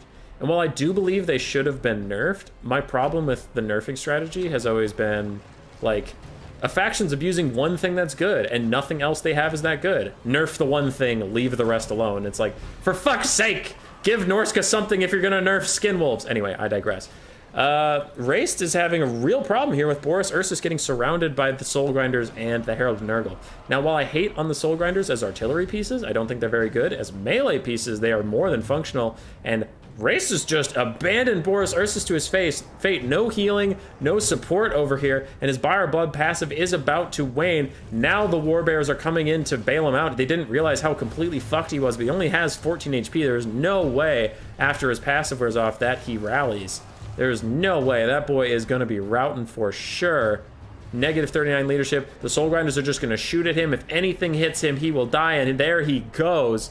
Nurgle probably has this game in the bag with that nice catch and just an overextension from Kislev. So far from home, it's pretty clear that either he was forgotten about or he just thought Boris would be a lot tankier versus double Soul Grinders and Herald.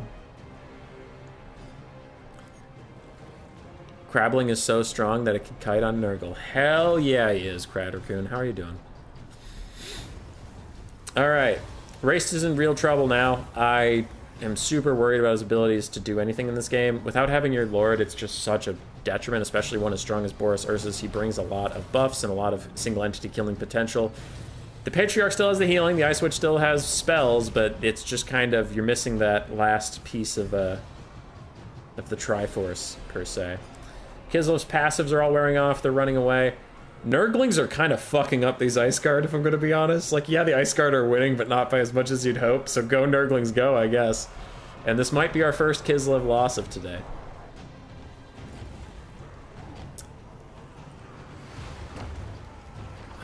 They literally have stone faces. I'll catch up with chat in the build phase. I don't need to distract for now. Locus of Fecundity healing up some stuff. Rancid Visitations upgraded is cast onto those Werebear Riders. It was not cast on the ROR, so I think that was maybe a misclick, but there's a lot. There's a lot in that blob for right now. Ice Guard did prevail over the Nurglings. Good job, you guys. You did so good. You lost half your health bar for 144 value. You guys did so good. Oh, I'm so proud of you. Anyway, sarcasm aside.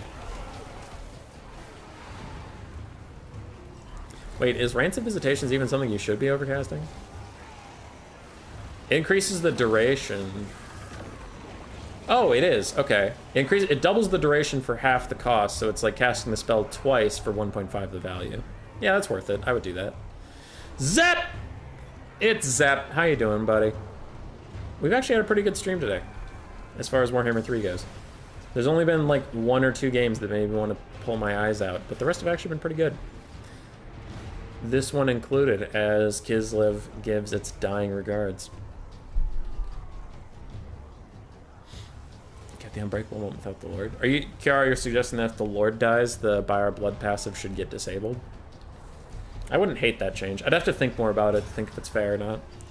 I understand what they wanted from Kislev, where they're like, these are the hardened men fighting the Chaos Waste, and they need to be special. But in a competitive standpoint, every unit besides the Snow Leopard getting unbreakable for a while, it just fucking sucks to fight against. Like, basic infantry can hold the front line for so long because they're unbreakable. I think they should rework it into a massive leadership buff, but not unbreakable, so you could still overcome it. Like, plus 24 leadership. That's a lot. That's going to save you from most situations, but not, like, literal doom. Herald on a Rotfly is a G? Yeah, Crabbling is making that shit look great.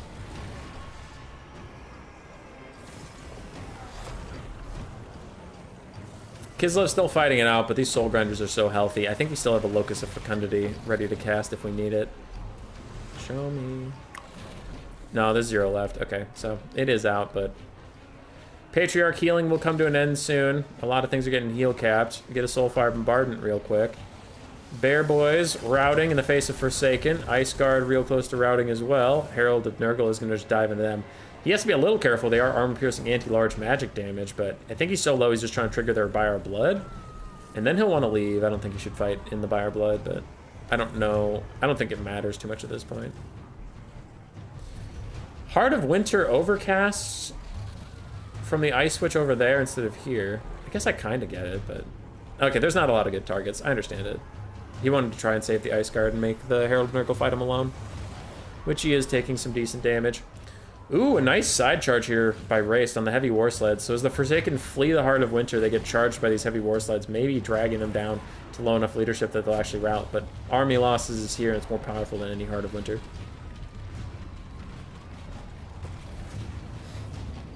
Zap, that's another good idea. Buy Our Blood scaling with the cost of the unit. That could also be pretty nice. Yeah. Alright, once her Buy Our Blood wears off, army losses will complete, and this game will be over. Crabbling will go up 1-0. Was it one of my game you wanted to pull your eyes out? What were yours? Kislev versus Nurgle and Kislev versus Demons of Chaos. No, those were fine. Raced's blob build versus energized, where he did the bear blob versus energized double hell cannon, made me want to die.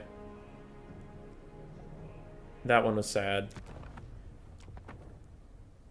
And then honestly, Raced's Cathay box build versus energized Zinch also made me want to die. Though energized almost won that first game, but like the hardcore box of Cathay is just so cancer.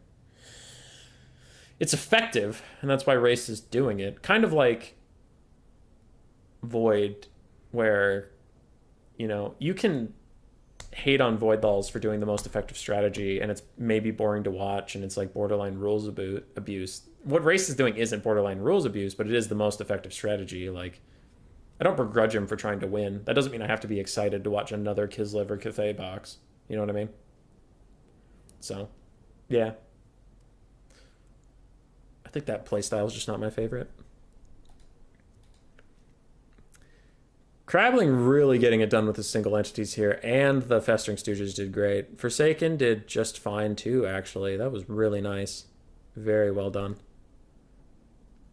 Boris getting caught out was a huge problem. I think if he hadn't got caught out, maybe Kislev could have won that game.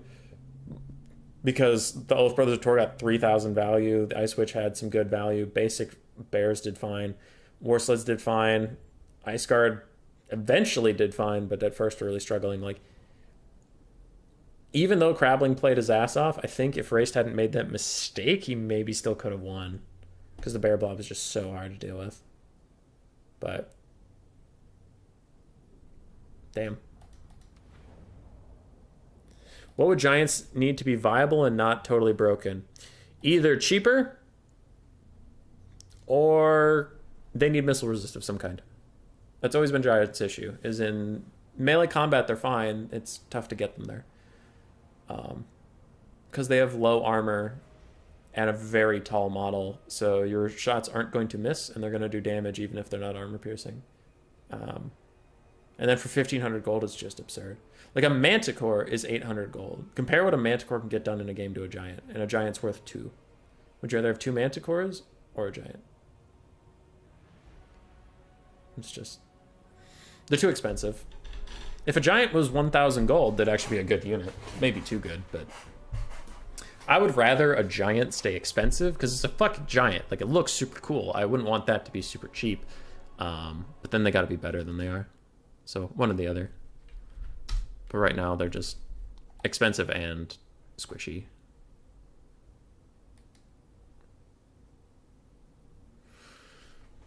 Okay. So, to get caught up on chat while they do that.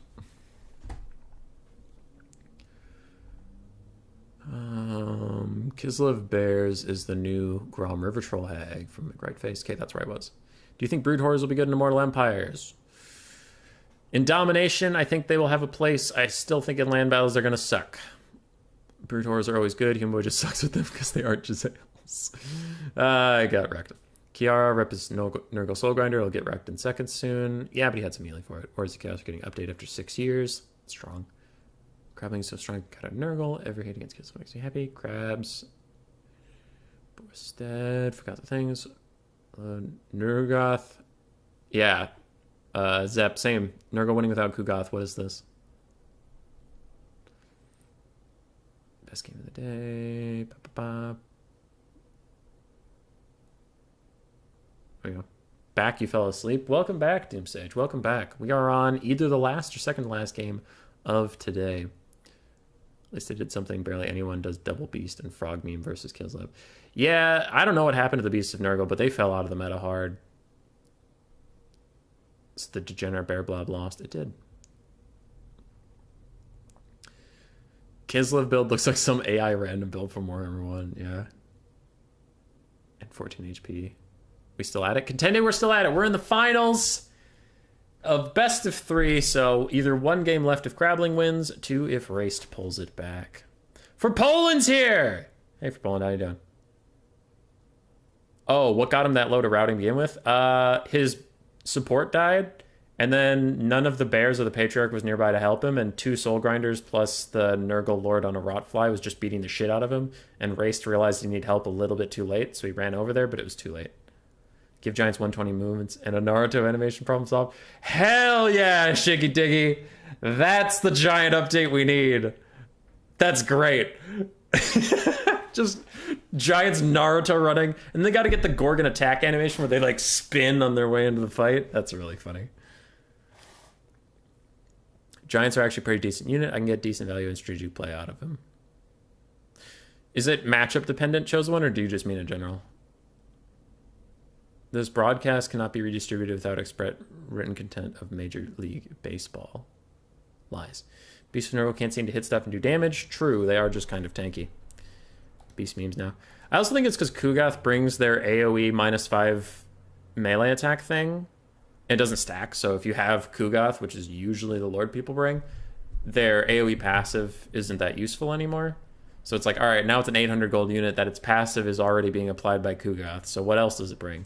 Well, it doesn't really hit things. It gives it regenerates, but Nurgle usually just heals up his whole blob. Yeah, I think that could be why they fell out. The Kugath buffs, just too strong. So who's who? Crabbling playing Cathay. Is he going to box? I don't know.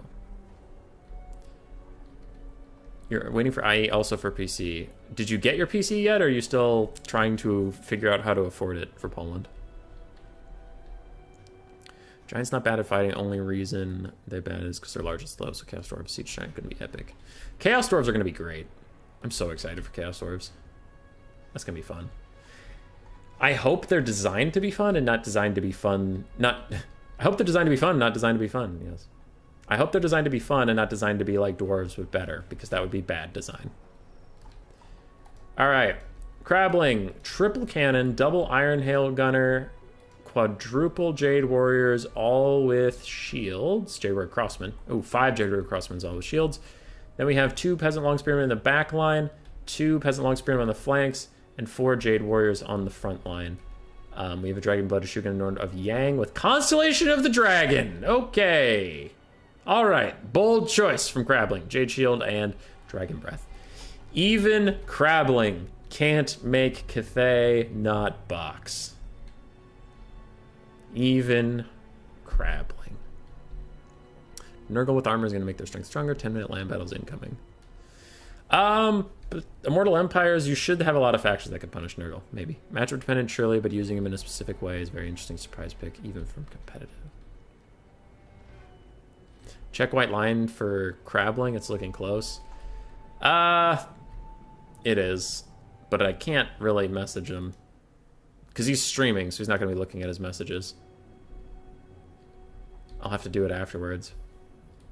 But yeah, it's pretty close. These guys only have range 90, and if they turned around, they would almost reach the white line. So he's definitely too close, but it's just really tough to tell him that. Because if I had in-game chat, I could interrupt them saying, ready, good luck, have fun. For Zinch, we'll deal with it. He is close to the white line, so I'll message him now, see if I can.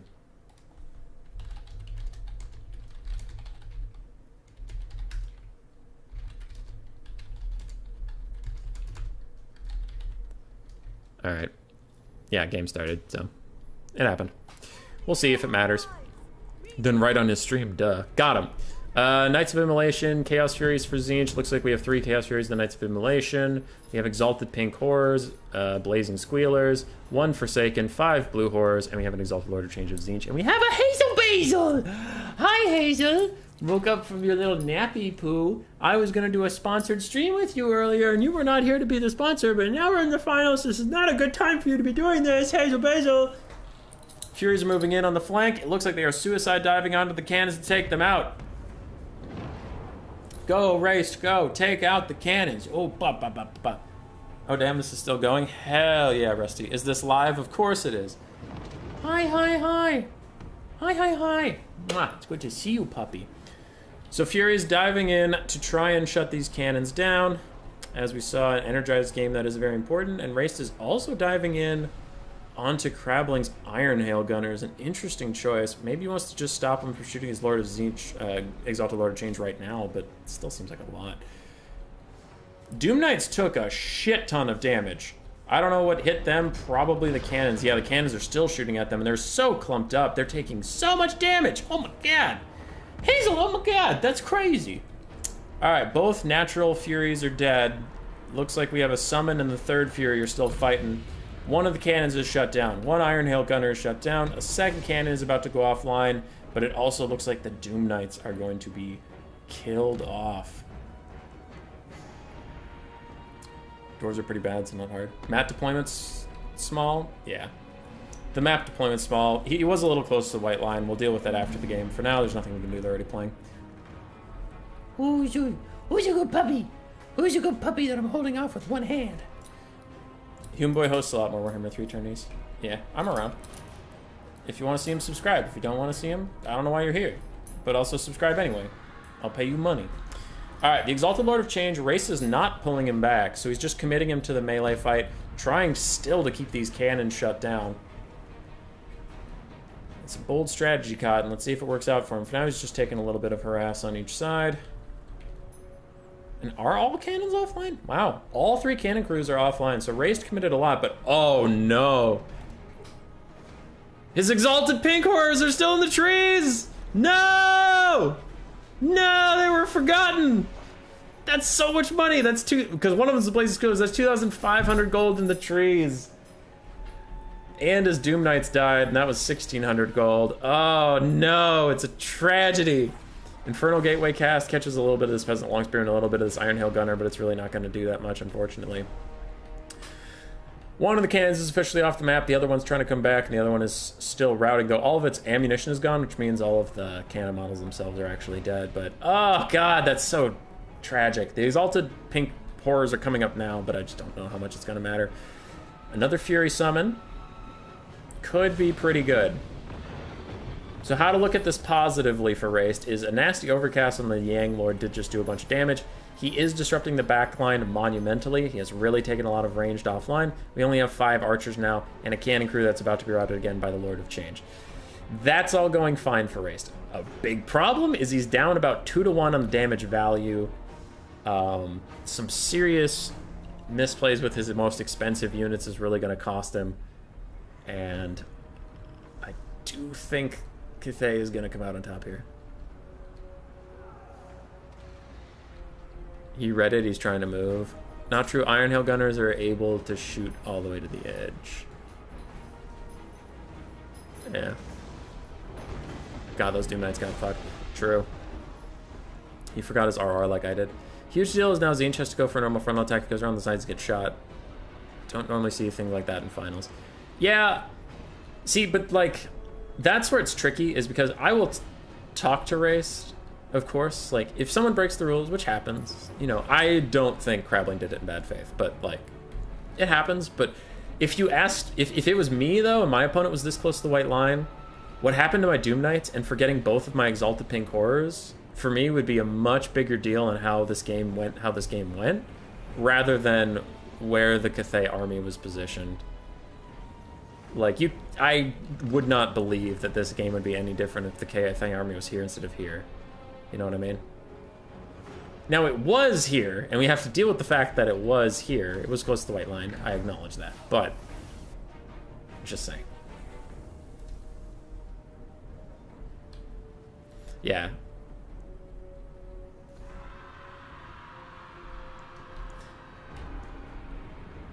Yeah.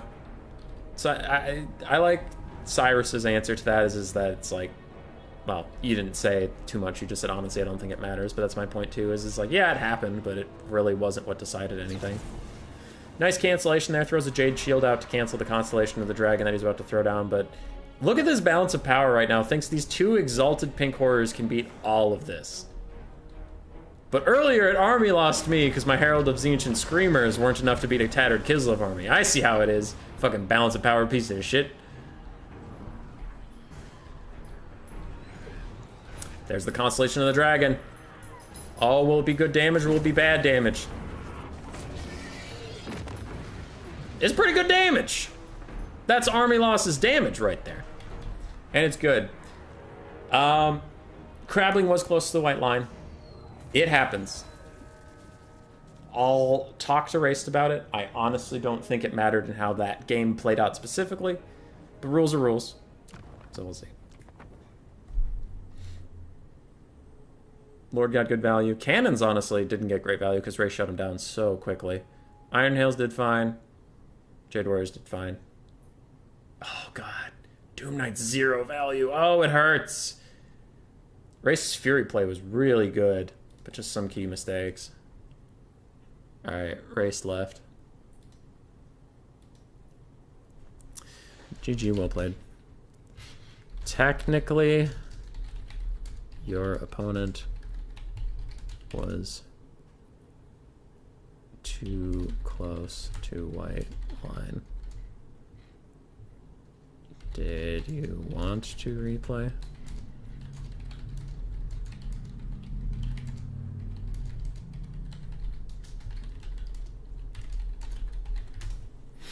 Alright, I message Raced. A lot of the maps suck hard, they do.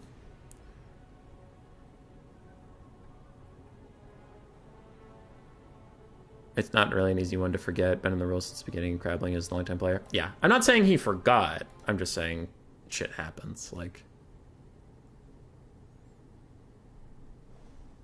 yeah.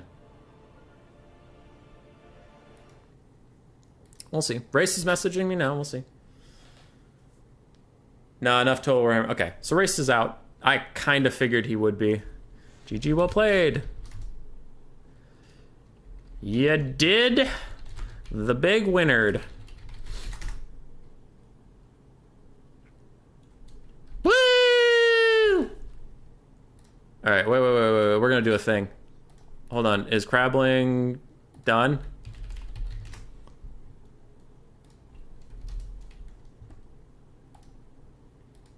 All right.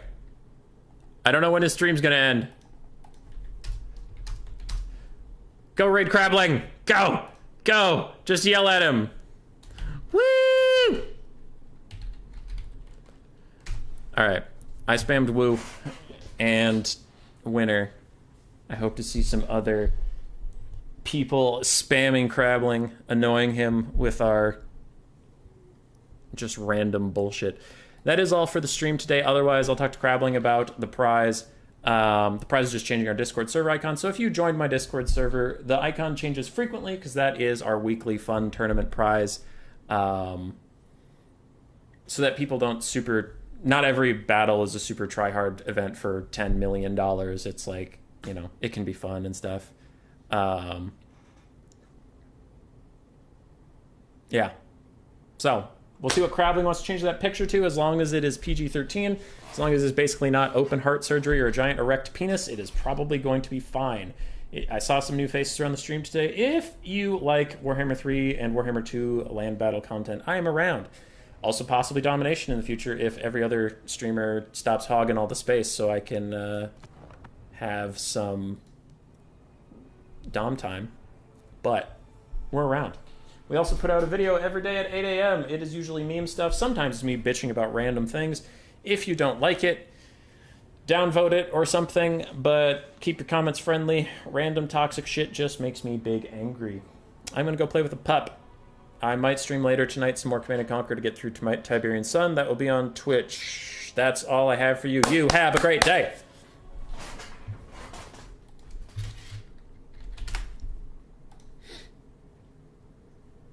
Dun, dun, dun, dun, dun.